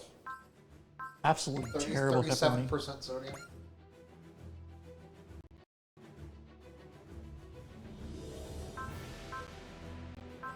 Yeah, when those first came Yeah, out, nowhere near as bad nowadays. Yeah, no, when we were kids, they were absolutely atrocious. Well, I remember ones that were in like a. See, people on the stream can't see like a box like that big. Yeah. basically. Yeah, now they're Had, like, all the stuff in it and like just like Little Capri Sun. drink and all that. yeah. Yeah, now it's just now, a regular, now like- they're little like little Okay, package so a like box that's hand about like, size. for the audience at home, about one hand by 1.5 hands. yeah, What was the old ones? Now Rectangle. now they're about a single hand Now size. they're the same size as most of the things you see at like the protein packs you find Yeah. at grocery stores and fast and like convenience stores, that kind of thing. Yep. Where it's like grab these for some meats and cheeses. They're basically just that now, but themed for kids. Yeah. If I'm more archaic measurements to use. Yeah, hand in half. Cubits. All about a third of a cubit. Maybe we shouldn't use measurements that are allowed in different people's hand to arm length.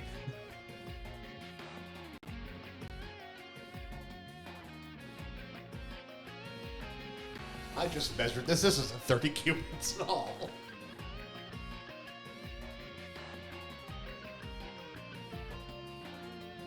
Well, I don't know. I walked foot to foot across it.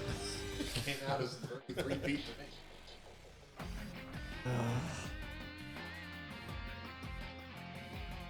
Kind of like the very funny, okay, not actually very funny, it's in many ways distressing fact that over the course of a long period of time, a kilogram will in fact change.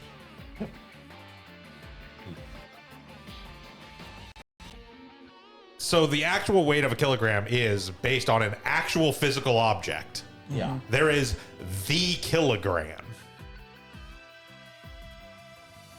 Yeah, they all have definitional things, But specifically, the kilogram, they have actually shown, because like the kilogram has actually been that one for, I want to say close to 100 years now. But they've actually been able to verify that just due to like essentially atomic shedding, the kilogram is actually several grams lighter now than it was when it was first made. Yep. oh, an actual thing. Yes. Yes, there is an actual official object called, known as the kilogram. It is a block of, if I recall correctly, lead. Probably. And like, they did testing and were basically able to find that there is because of atomic decay over such a long period of time, it is actually measurably lighter now than it was when it was made. So current science is being misled. How? God. How do you do that so reliably?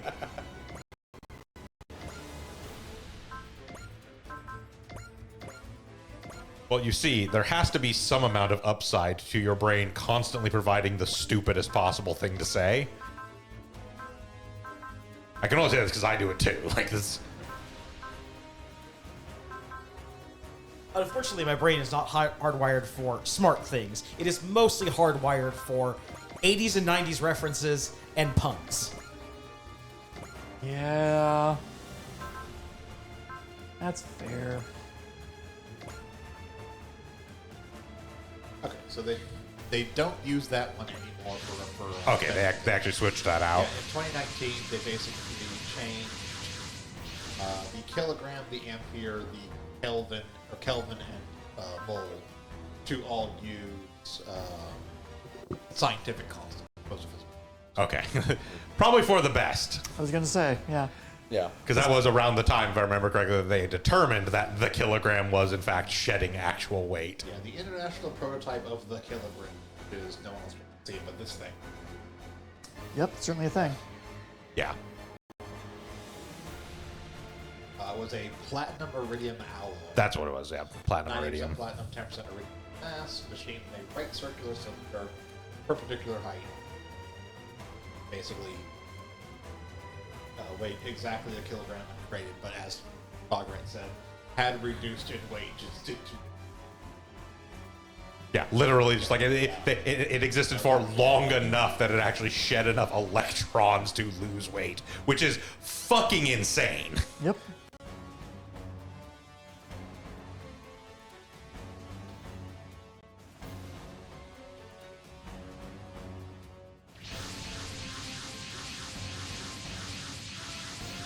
by definition, the error in the measured value was exactly 0, because it was the definition of the kilogram. Yes. However, changes in the mass could be deduced by comparing mass with official copy stored throughout.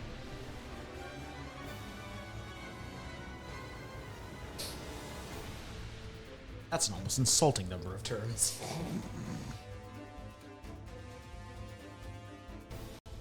Okay, wait. So they basically had, from the original batch the first one was made, the first ones were made from there, 40 of them. None of the replicas precisely match the one they were actually using. So it's not even that they all decayed at the same rate. Yeah. I mean, it makes sense. I would find it hilarious if, like, one of these missions where, like, they gave you a time frame. Like, say, like, oh, we have only 10 minutes to do this. And, like, for every other mission, you're used to a minute like, being, like, a turn. Have an actual, like, invisible timer going in the background so when 10 minutes of real time hits. Like, nope, didn't make it in time.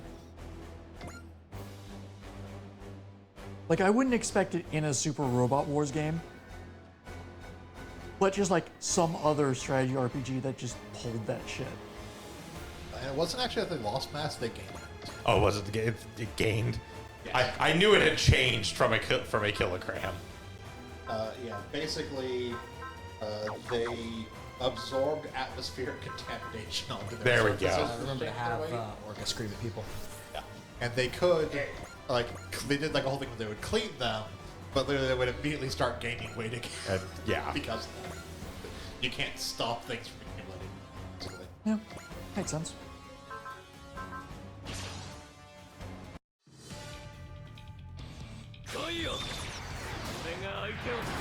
Yeah, just one of many completely useless, random, like, science facts. Stuck in my brain. See, like, Krampus's earlier thing about, like, I can't actually retain useful information. Actually, looks like it's both something lost in this. So the IPK, the actual, like, Official one. lost.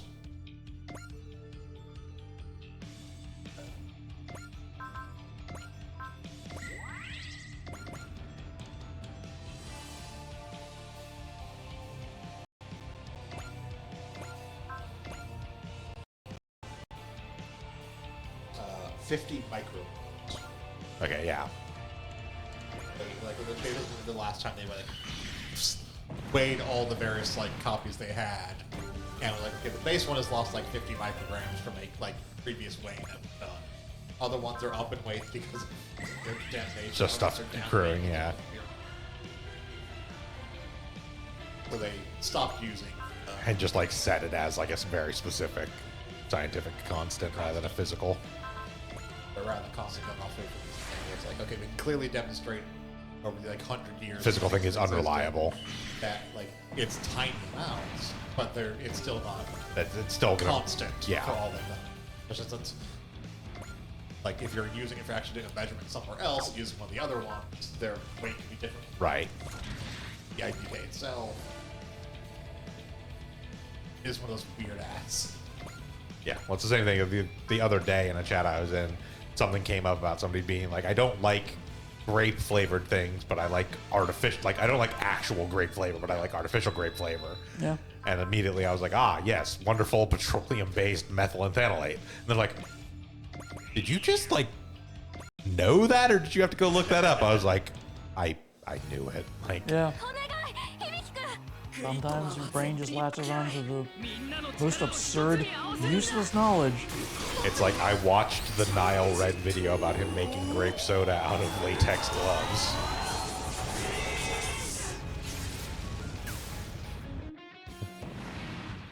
And, like, that one stuck with me. I was like, yeah, it is literally every single thing that uses, like, artificial grape flavor or scent is that specific chemical. And it is explicitly a petroleum derivative. Delicious, delicious petroleum. It's also something weird like grape, like not like artificial grape, like actual grape flavor is used in a bunch of things. Actually Correct. Grape. Actual grape flavoring is used quite regularly for things that are artificially apple flavored. Uh-huh. It's just like what the fuck. 武神走行大前が剣山もよ今こそ俺らの力を見せつけ It's just like artificial grape, not grape. It's the same reason why, for instance, so, like, the reason why anyone who has ever had like a banana like Laffy Taffy is like, this doesn't taste anything like a banana. It does. It tastes like an extinct cultivar of banana because we still use the same formulation for artificial banana flavoring that was used when that cultivar existed. Yep. We do like killing banana cultivars. We don't kill them. They're we don't actively kill them. They just reach a point where they stop. Well, no, there's a specific actual like disease or something that actually affects them, and basically like once it reaches a given cultivar, there's essentially no way to actually make that cultivar resistant to it. So you're basically on a ticking clock. Yeah, there's essentially nothing we can do to save it. It's not even a matter of us like being resistant of like, oh, we don't want to crossbreed. It's going to like, you know, like alter it or whatever, like alter the flavor or whatever. It's like even crossbreeding doesn't actually save the cultivar from this. Yeah.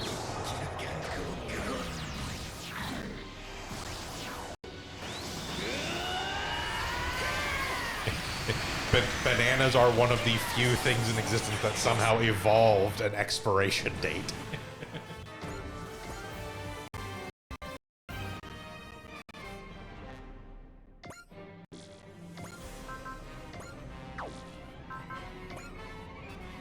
Who knows? Maybe everything did, and it's just that's the only one that has a really, really short one.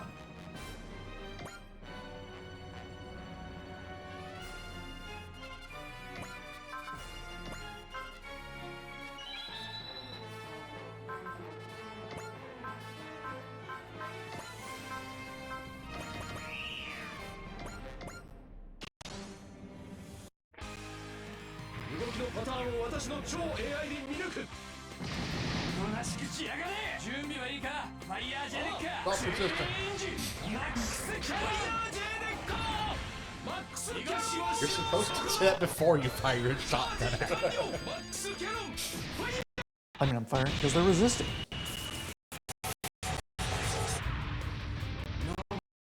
Or Yeah, maybe so they're it's- resisting because I'm firing. So it's a condition called Panama disease or Fusarium wilt. It's a plant disease that's caused by a fungal infection. Okay. It wiped out the previous primary banana cultivar, which was the Gros Michel, and has already been found to be spreading among our current one, which is the Cavendish.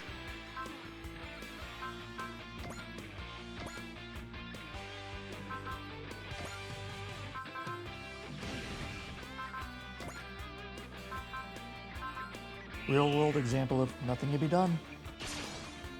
Like, there is precisely one thing that can be done to make bananas resistant to Panama disease. Because it does not affect wild bananas, but wild bananas are also in-fucking edible. Yep.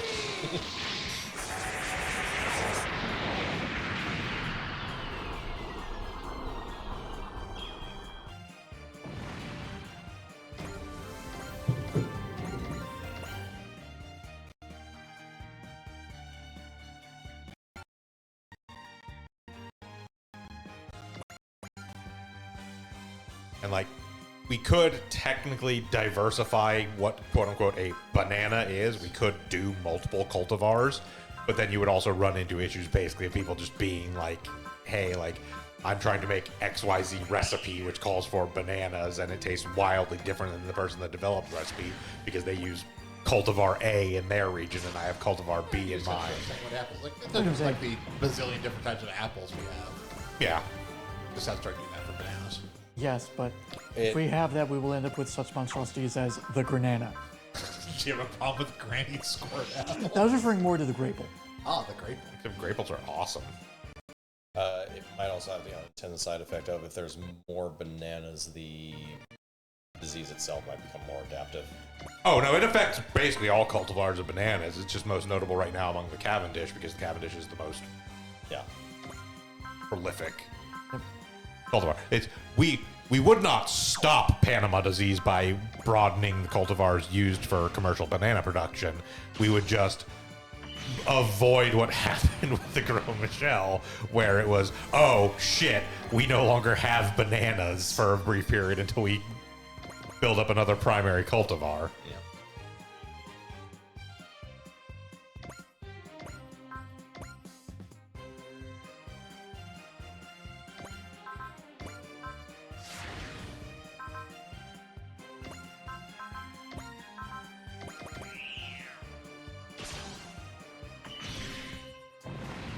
And it was fairly recent when they actually started detecting significant impact of Panama disease in the Cavendish. It wasn't until like 2019 or so.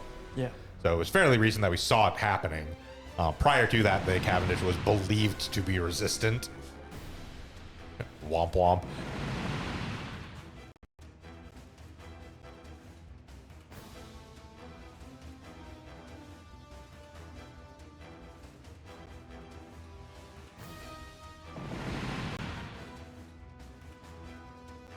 Oh, he's fine.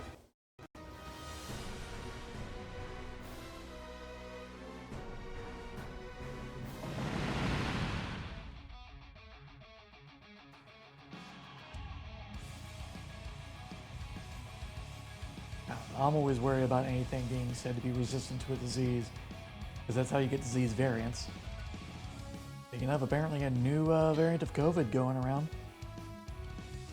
Okay, citation fucking needed. I feel like we've got a Bananas George situation going on here. This article claims the average American eats 26.2 pounds of the Cavendish banana each year.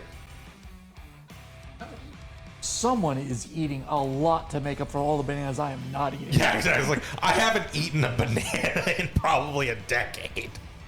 It probably comes from the same source that a lot of our information comes from nowadays, an 8-year-old's book report. No, this was in Popular Science. Someone is eating a lot of bananas. No, I seriously want to see that study and also wanted to have it peer reviewed. Well, the problem is one of the people you're. Well, it was in Popular Science, so it was peer-reviewed. Better peer reviewing, I guess. The problem is when one of the people that you're interviewing for your 26 pounds? 26.2 pounds. investigation is About Banana 4 Man. bananas to pound. He must eat one That's banana like every 15 minutes to regain his powers. 4 bananas a year.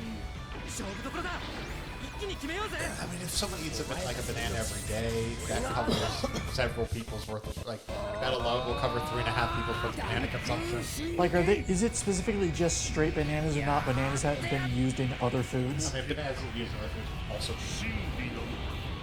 It's like, I could see that I've somehow eaten. They claim the average American eats 150 bananas a year.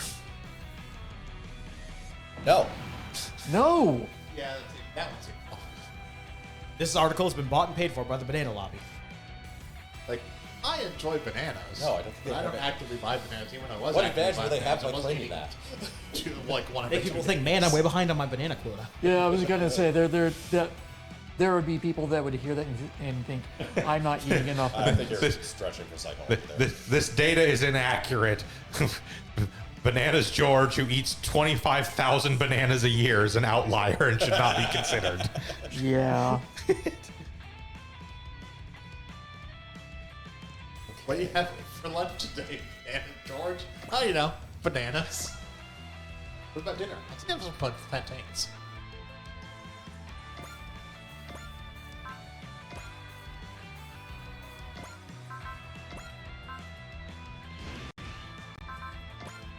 The thought it was average just- American eats 150 bananas a year. That's have my fruit salad, lots of tomato. it's like that's almost a banana every 2 days. Yeah, No. It's slightly less than a banana for 2 days. but That's not still. one. No. That would be if the year was 300 days. 300. 5 days. Less than a banana. Sorry, I'm saying more than 2 bananas. Sorry. Sorry. Hold on, let me try to articulate what I'm trying to say. It is a bit less than 1 banana every 2 days.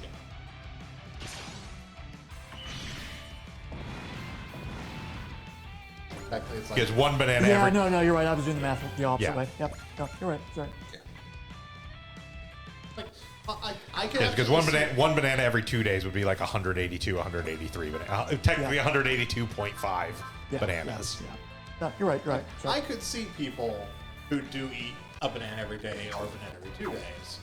It just doesn't feel to me like the majority. Like, So, what they're doing here is being bad at declaring an average.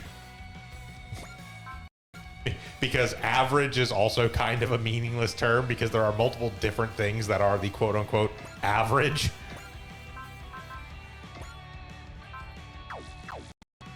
I could see median banana consumption for an American being 150 bananas a year.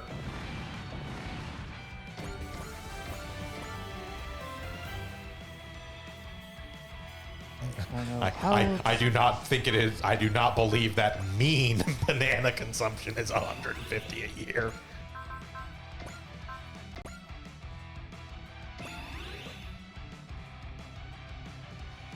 So over there. Okay.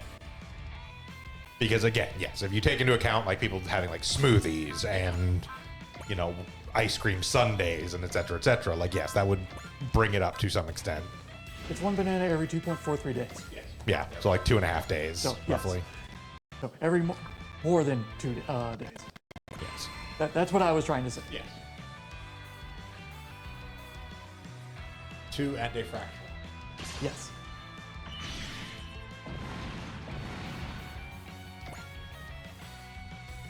Whatever you want.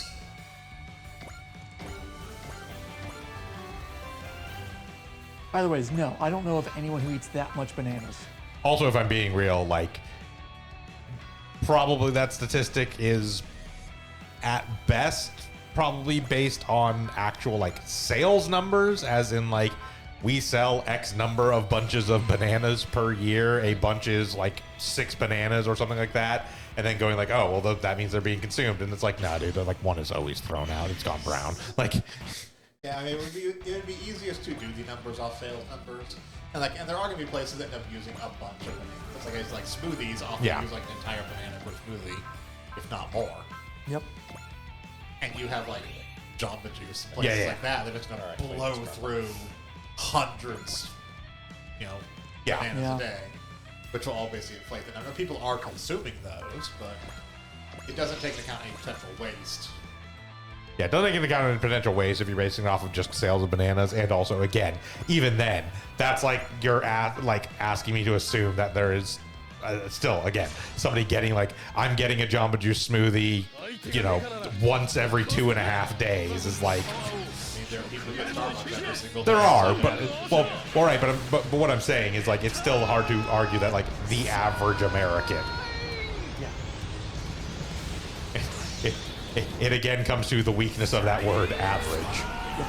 It is almost certainly a case of the general populace doesn't necessarily eat a banana every 2 days, but there are people getting like 1 or 2 Jamba Juices every day. It's that fucking problem. Yes. And that person is essentially consuming the average amount. That's what I'm saying. Bananas George is an outlier and should not be considered. But we're not using data. They're more likely not using data where they can remove outliers. Yeah. So. Yep. Yeah, they are probably just like my guess would be realistically just like taking sales numbers X and dividing by pounds of population. banana are sold in the U.S. every year. Yeah, and then like Divide divide that by by population. Yeah.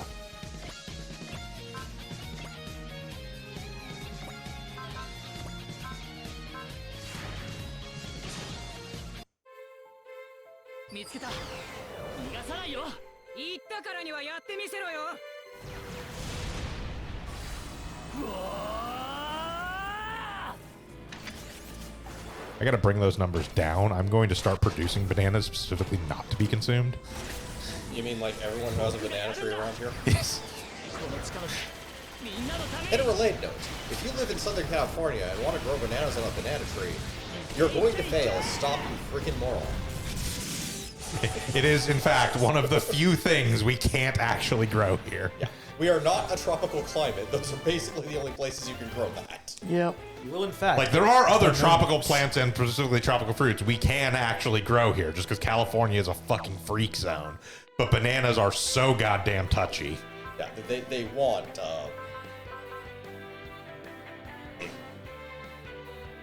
pretty much a tropical moist atmosphere, which is well beyond what we even have. I also refuse to call them banana trees.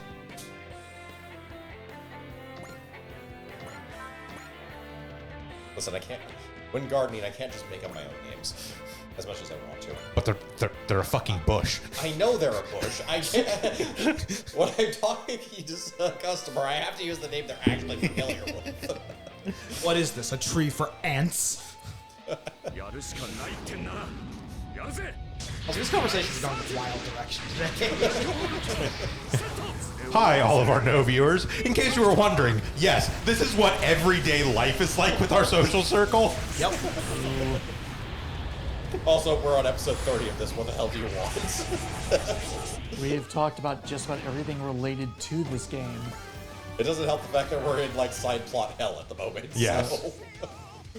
Like, we've talked about everything related to this game multiple times at this point. Not only are we in side plot hell, but in particular, we're right now doing a bunch of like side missions for story, like series and stories that none of us have either A, none of us have watched, or B, those of us that have watched don't care about. Yeah. It's like, I'm pretty sure I'm the only person in the group that has watched Dankuga. I don't actually care about Dankuga. It's also in Dankuga's plot. It's just they did a thing to the villains of this game. Okay, done. Yeah. Like, it's like the design of Dankuga is cool. The story is pretty fucking generic. I don't really care. But yes, to any of our no viewers that may be curious, this is pretty much how just about any conversation in our group of friends, in fact, goes. The only difference between this and those conversations is that we're not in a parking lot. Yeah, that's true. We don't do parking lots as much anymore. We've all gotten old and can't stand for that long. I mean, I can, but We're, yes, also, we're also often not at places super late at night, Yeah. and then also standing in the parking lot. Yeah, yes, it happens less in parking lots. A bunch of us have gotten old and can't really stand for that long anymore. And B, most of us like own houses now, so we don't have yes, to just be. there is that. We can't just go to a fucking house. Also, it's a lot less viable to stand in the parking lot until like 6 a.m. after the work the fucking morning.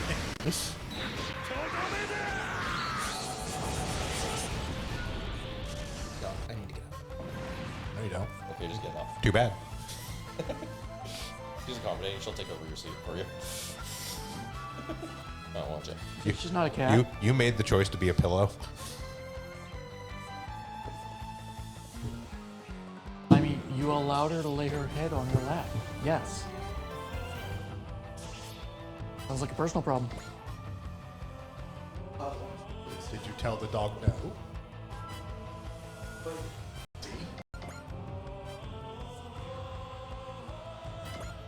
The dog would care.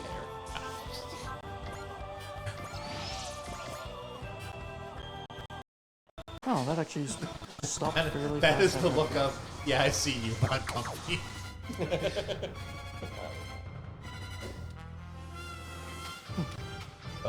Can't even tell it was cut. I mean, that's how an X-Acto cut works, man. They're super thin. They bleed like a bitch for a little while, and then They're super thin, unless you have like a really old, messed up X-Acto knife. It's also going to be very clean. yeah. Oh, it was an exceptionally cleaned up. Well, my primary concern was because I'm on the blood thinners. Yeah, but even still, like even on blood thinners, like if you're on Coumadin or whatever, it's like yeah, you're gonna bleed probably a little bit more than a normal person would, but even then, an X-Acto cut will seal up pretty quickly.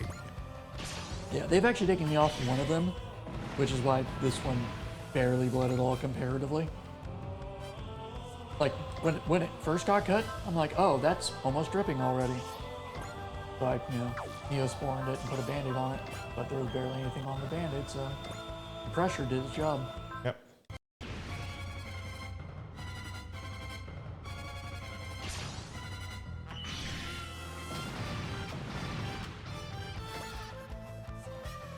Clearly, it's my mutant healing factor finally kicking in.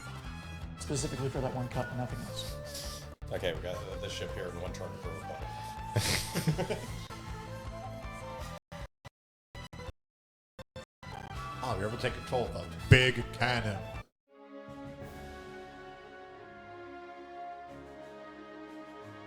Doesn't look that big. Was it really responsible, capable, possible because the Dankuga cleared the way? Cyber Beast Force. We needed you here for a cutscene, so it's fine.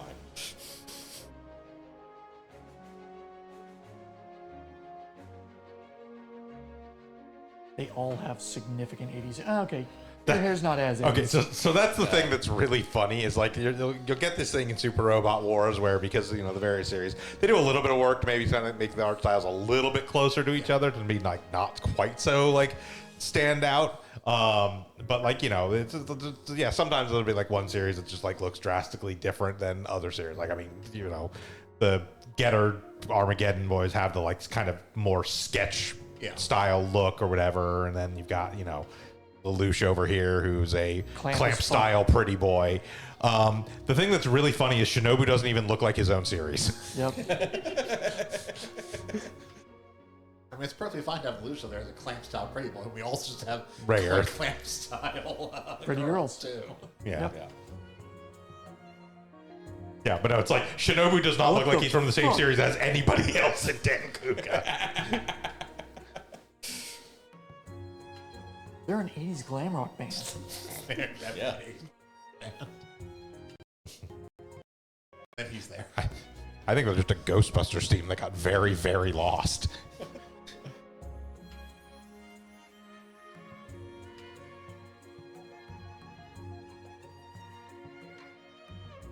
He's the Venkman, isn't he?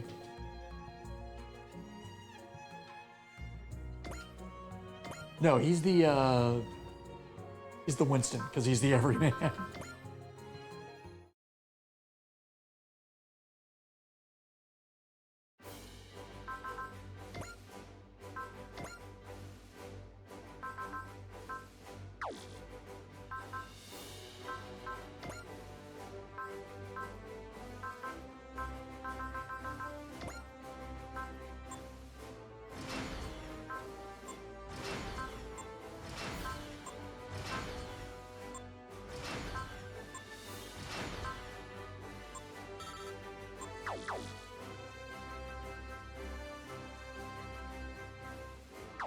We have very much reached the point of hilariously unnecessary in upgrades.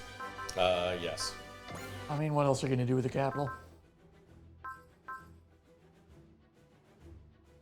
Or credits, sorry.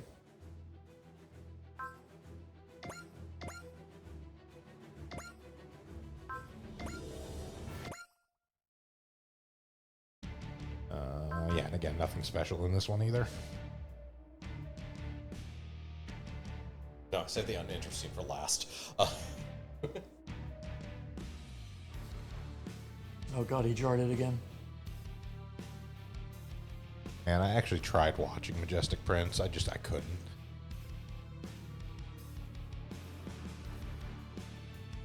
Yeah, honestly, the Hirai face alone is enough to deter me. The art style didn't bother me so much. The fact that it feels like they had about 10% of an idea for a series and somebody signed off on it and then they just didn't bother to develop it any further before making it. Yeah, roughly speaking, it's fine, but like it doesn't catch like at all. Like I made it 3 episodes in and literally the only thing I was thinking was, man, I could be watching Vandred right now. That is perfectly fair. Like there are so many other series that are so much better than this that I could be watching right now. I could be watching Vandred. I could be watching Tedesco. I could be watching. Hell yeah.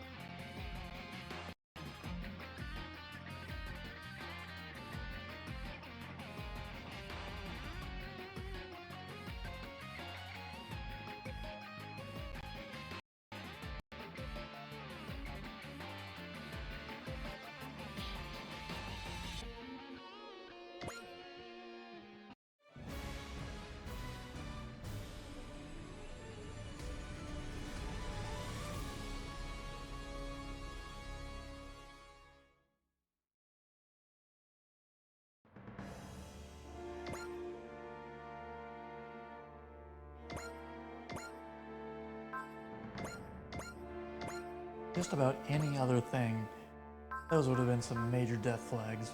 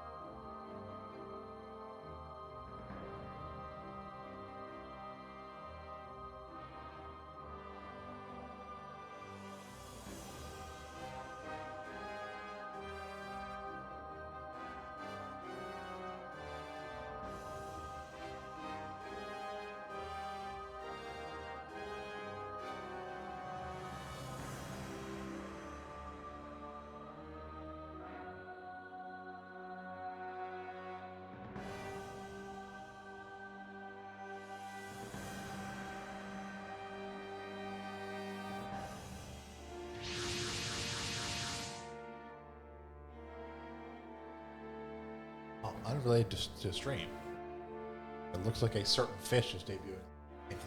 Nice.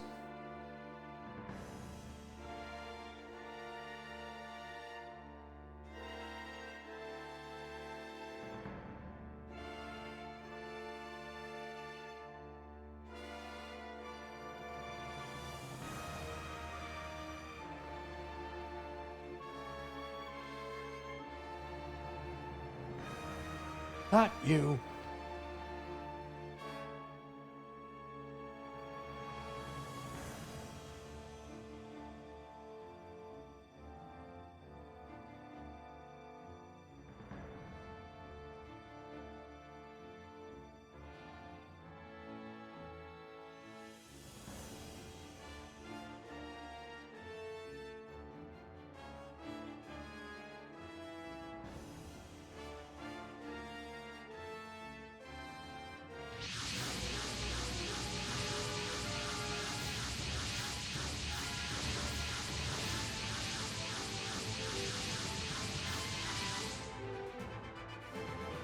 Like we got a little bit of a design preview too. Preview teaser. Definitely not a fish girl with cat ears. I don't know what would give you that impression. Fish girl of cat ears, side ponytail that previous. They really like that. There's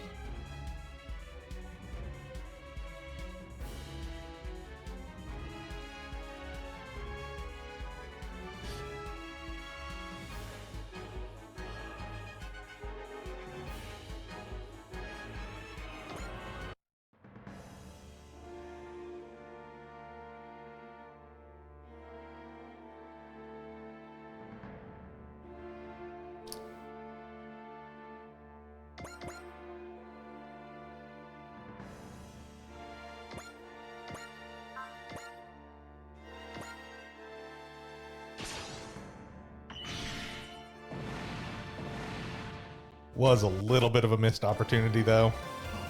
She should have announced it 2 days ago because Gura's birthday was June 20th. Yeah.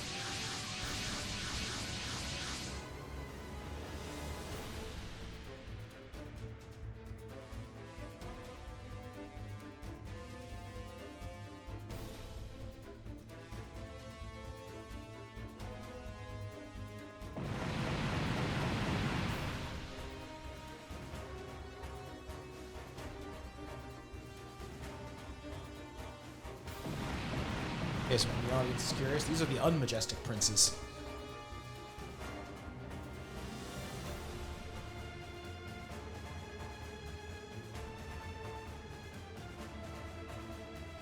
So, somewhat back on topic a little bit.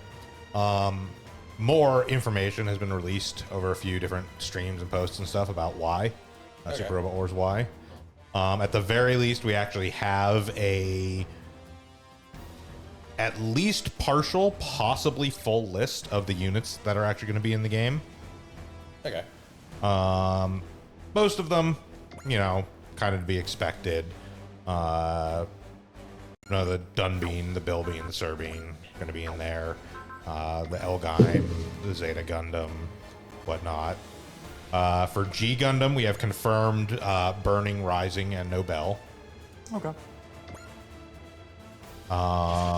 Endless Waltz is confirmed the Wing Zero and Death Scythe Hell.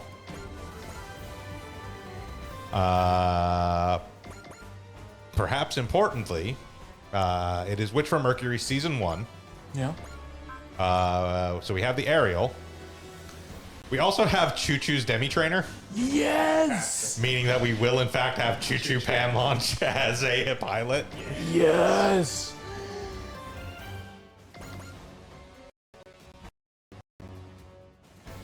For Majestic Prince, we only have confirmation that Red 5 is in. We do not know if we're having the rest of the Majestic Prince units. And it has been confirmed among the Band Presser originals that we will have the Vang Nex and the Grand Vang. Okay, well, Yes. okay. Guess are we just gonna get both outright? Or I don't. It's not sure yet, but both of them are present in the game. So it is either you get both or you choose one or the other. It'd be weird 'cause they both have 9. Yes.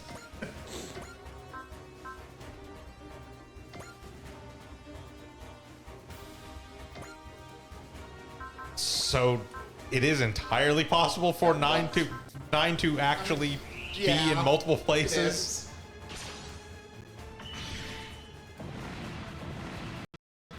Like that's literally a thing that has already actually happened at one point. Yeah. I wonder if that'll be a like path thing.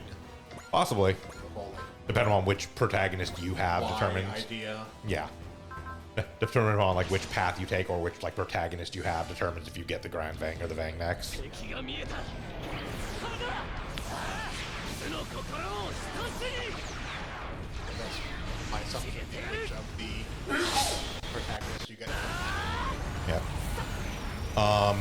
We also have some more details about the assist crew system, which is that whole like crew system where they have the like different types of crew and they level up and all that stuff. So each assist crew member has different active assist commands and passive effects, very much like supporters in 30. Each assist command uses a shared resource called assist count, which increases when you shoot down enemies. Okay. Okay. So still kind of the same. Each time an enemy is shot down, the gauge next to the assist count increases by 2. When it exceeds 5, it becomes empty and you gain 1 assist count. So basically every 3 enemies, you get an additional assist you can use. Yeah.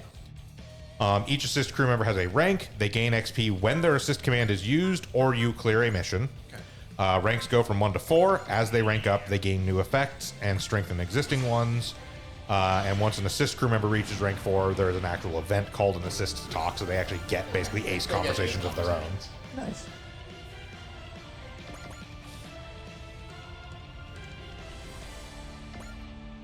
We know what a few of them are so far. We know that Sayaka and June are actually one assist together. Their command is called Double Support. It activates the Gain Spirit on allied units within 2 spaces of whoever calls for them.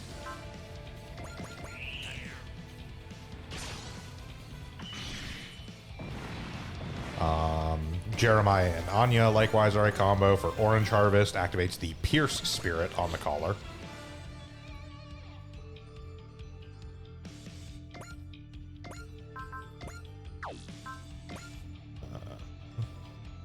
We still don't have a lot more information on that.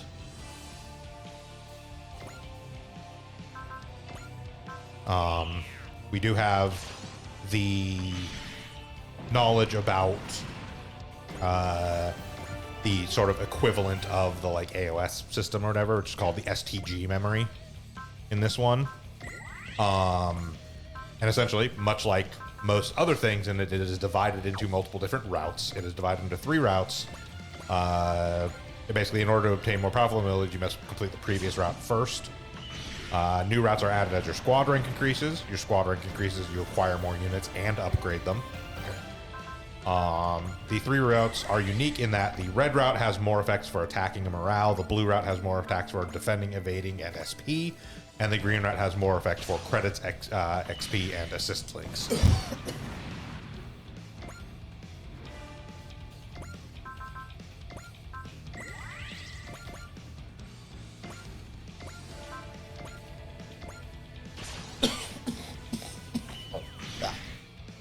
Is there a date for why? Or still just August 28th. Yeah.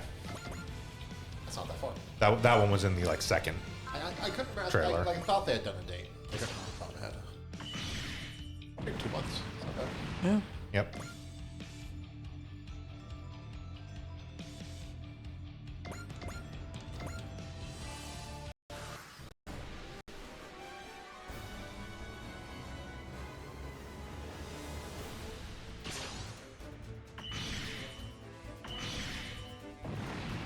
Yeah, and as far as the Vang Nex and Grand Vang thing, we do know specifically that Soji is the pilot of the Vang Nex and Chitose is the pilot of the Grand Vang.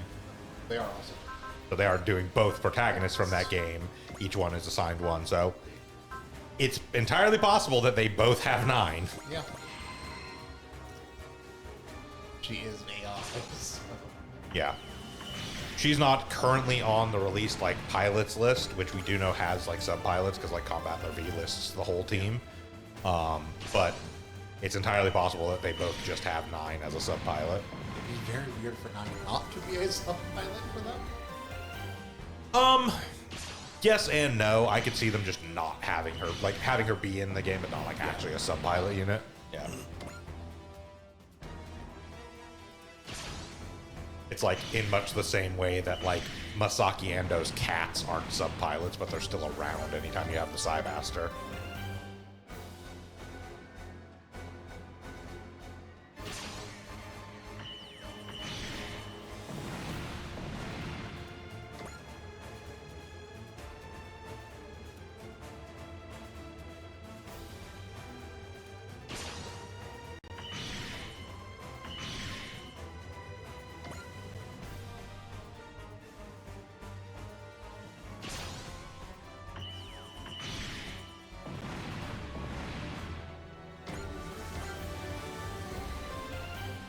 It is also specifically the X and T units are specifically the DLCs.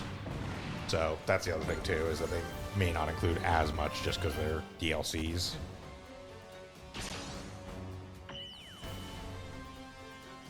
Still can't fucking get over that fucking Godzilla Singular Point is in the game with a fucking Jet Jaguar as a unit.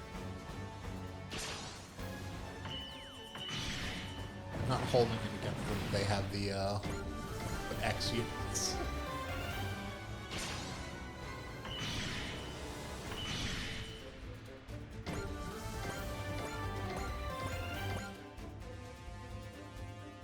Yay, we get Iori and God, I can't remember. Did that one.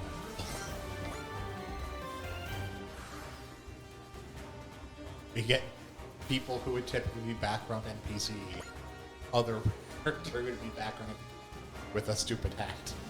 Yep.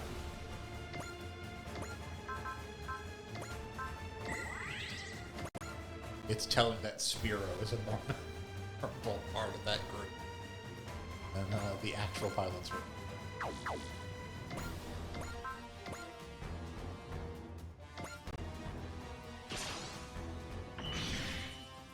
Man wizard and woman wizard.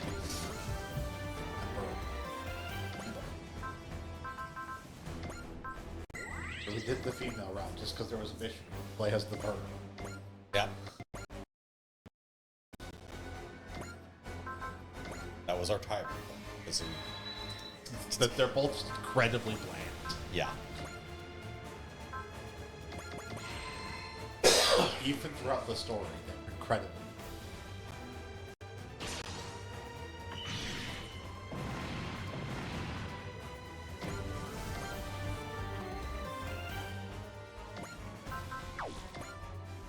Yeah, so interestingly, we don't have the confirmation of the units and pilots yet from that one, because we only, for like the confirmed stuff for like Banpresto Originals is only the new ones for Y, Masaki Ando, and Soji and Chitose. Well, they showed them. They showed them, but like it's, Like, we know they're in there, but they just cut them off in one of the trailers. yeah. It's just weird because when they released like the confirmed list, they weren't actually listed on that, so it may just be. Well, same thing. They initially showed the Vang X, the in one of the trailers. But Yeah, but didn't show the Grand didn't, Bang. Like show the Grand Bang or make an official like claim or statement of they're going to be in it. But it's like that's literally the Vang Next, so we know the Vang Next is in it.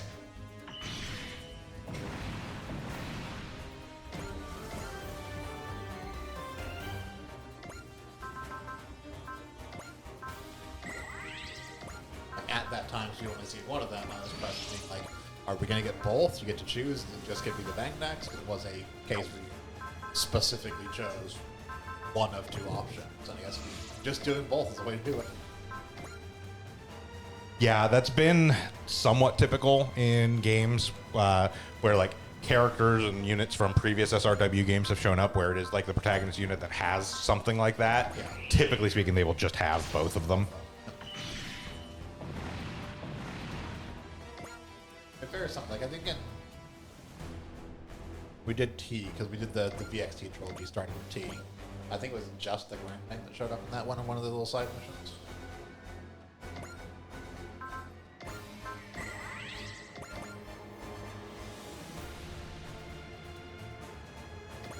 But that was a while ago, so I couldn't remember off the top of my head, but I'm pretty sure it was just right up.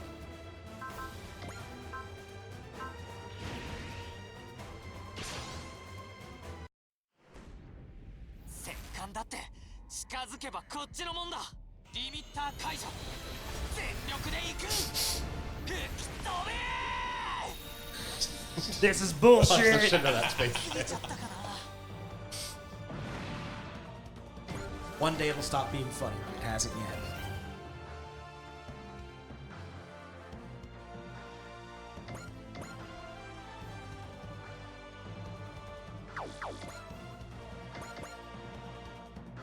It's gonna be great when we get to Burning Finger Godzilla.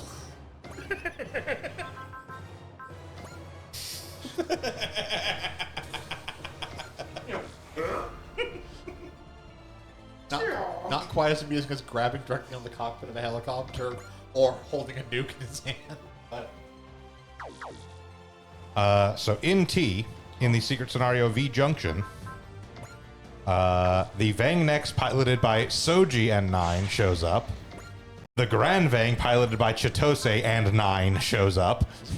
Yes. And the Huckabee with Velt and the Grumgust with Lottie show I up. remember that showing up. I didn't Yeah, remember, no, I didn't remember both of them. both of them show up, and both of them have 9. That was specifically the thing I was remembering, where 9 has shown up in 2 places at once before.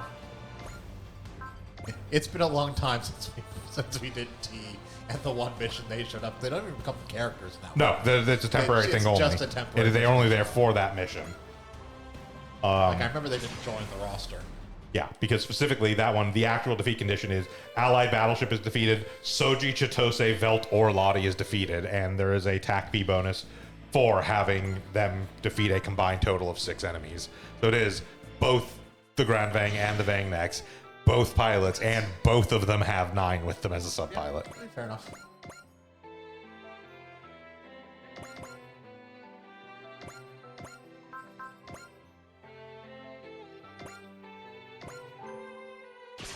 I won't complain about getting double 9. ウルカトロンベにて文字通り蹴散らす我は全軍その身にしかれを受け止めよう大戦をテラ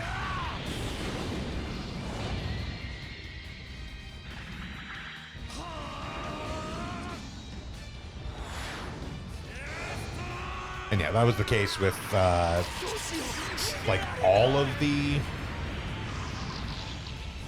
Take a look before I say something specific, but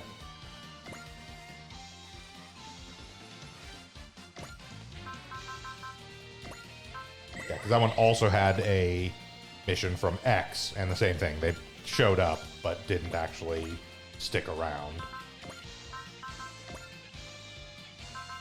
Yeah, That one- I wouldn't remember them. Yeah. That one, however, specifically was there was a single Zelgard, and it was either Amari or Iori. And if I remember correctly, like, because that one was Amari or Iori, and then Masaki and the Psybuster showed up in that mission. Again, both temporary pilots. They went away at the end of the mission. And if I remember correctly, I think that one was literally like a dialogue choice as the mission started up. I was like, oh yeah, I remember hearing that story. The hero was a girl or something like that, or like a hero was, whatever, determines whether it's, Iori or Amari. Yeah, I'm not surprised I don't remember them showing up because God, I couldn't remember Amari's name earlier today. We played this the entire game. Yeah. Yep.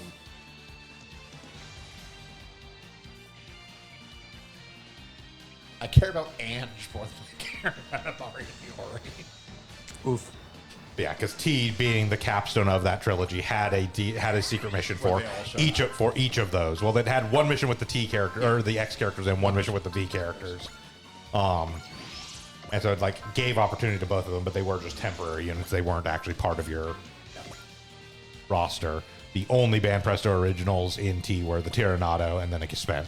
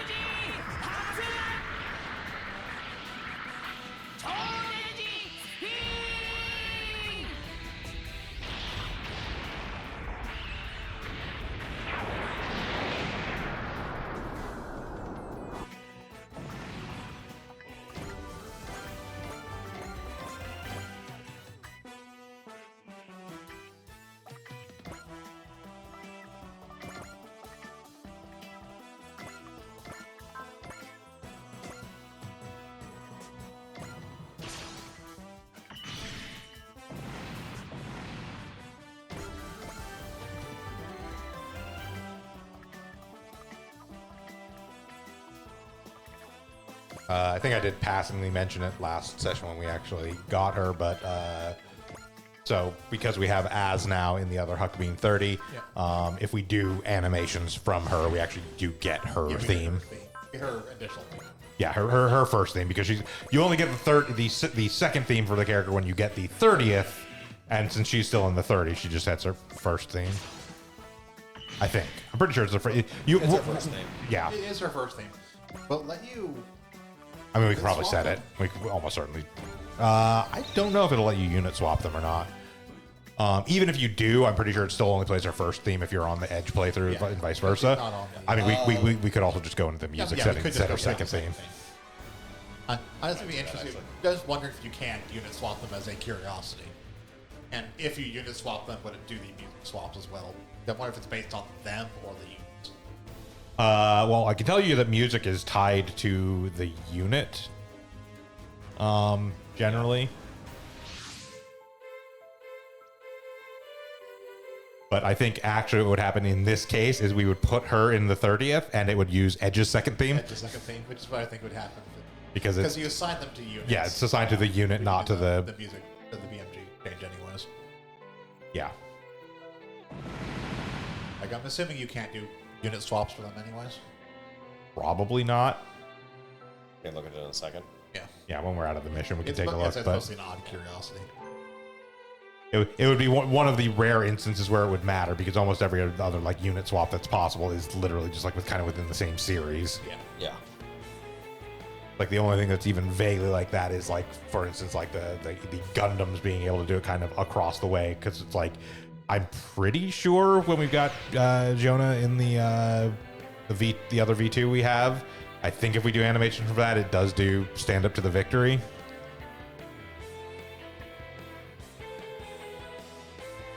I wouldn't know if we've never actually. I don't think we've actually done an animation with Jonah in the second V2. Oh yeah. Have we? And it does stand up It's to the. standard to the Okay, yeah. Yeah, so, it's So it is Yeah, unit based. size of this. So if we were able to swap them and through as into the 30th, it would still almost certainly be Edge's second theme. Yeah.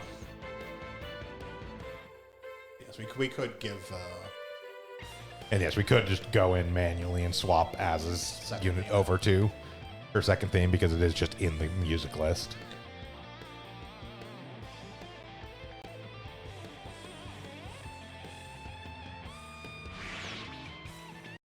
Goodbye. My people need me.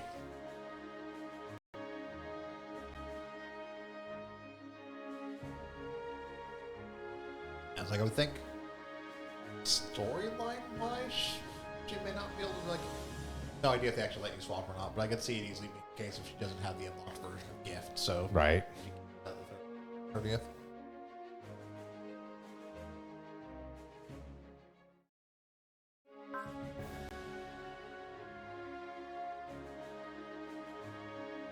Gone are the halcyon old days where unit swap was just like a free and open Any thing. unit, no matter what. You could literally put fucking Char Aznable in a goddamn VF1 Valkyrie and make the most unhittable human being on fucking Earth. Well, they also did fun stuff like ones like G Gundam, where every Yes, character yeah, had their so own the- burning yeah. finger quote. Yes, there was a game where it had literally every character pilot in the game had a voiced line for doing the burning finger, and they were all different too. They weren't all the like this hand of mine, like all the just them saying, you know, oh, this hand of mine is burning red. Like, they were actually different lines. You know.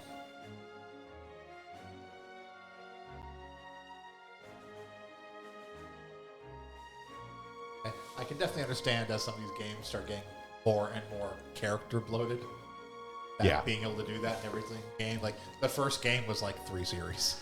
Well, it was also that it was partially that and partially a matter of like the era where they had like a lot of just like free swappability. One of the big ones was that was sort of like the Alpha and the Alpha Gaiden series. And those were like PS1 era. So a lot of those, they didn't even have like voice lines for 90% of things. Yeah, it's just text. So.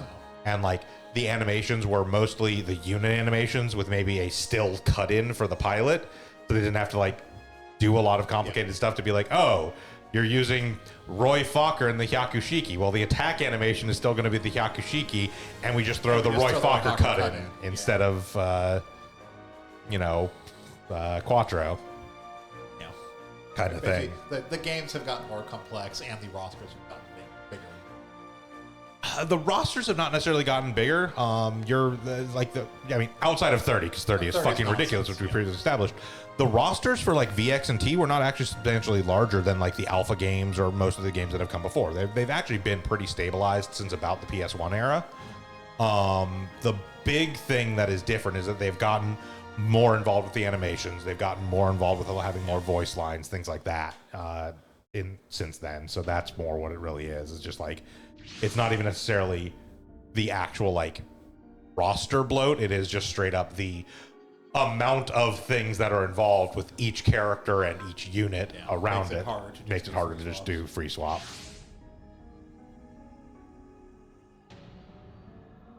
Yeah.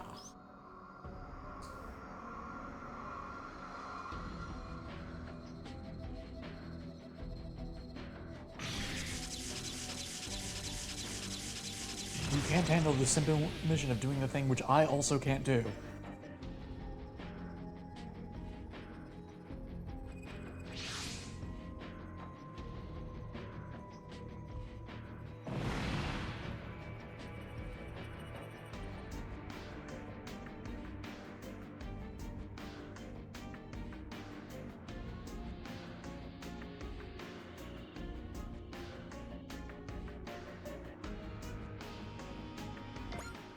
But you're weak as well.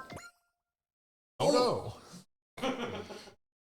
I don't know. I got to be real with you. I definitely prefer a weak Jart to a strong one. I only own so many pairs of pants, man. Fair. I mean, sometimes you misjudge your chart. Sometimes it's legit. He did himself. That's no good for anybody.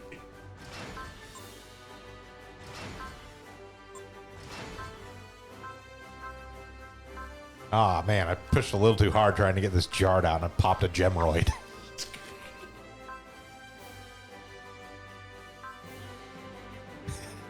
All right, man. That's a hell of a way to end. With that, we're going to go ahead and call it here for today.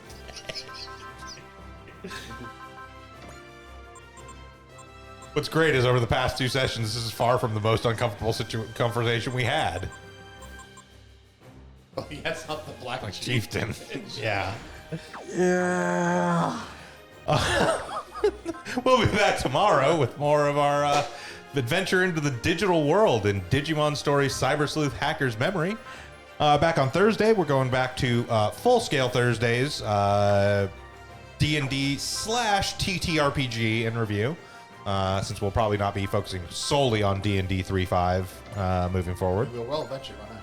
Yes. Well, also, I was talking with also, Vince about it earlier this morning. He's thinking about probably dividing it, maybe one D&D book. And if it's one of those instances where it would be multiple books, not do multiple D&D books in the same one, but start looking at other stuff as well. Yeah. Here, there's a book I'm very. So next. divide it up that so way. Yes, the next book is Magic Fight Card. Such a great idea. Yeah. And then, we'll be back here next Sunday with more Super Robot Wars 30. Until then, I've been Bograt. I've been the Krampus. I would too. I've been Hunter Green. And I'm Vincent. And have a good one, everyone.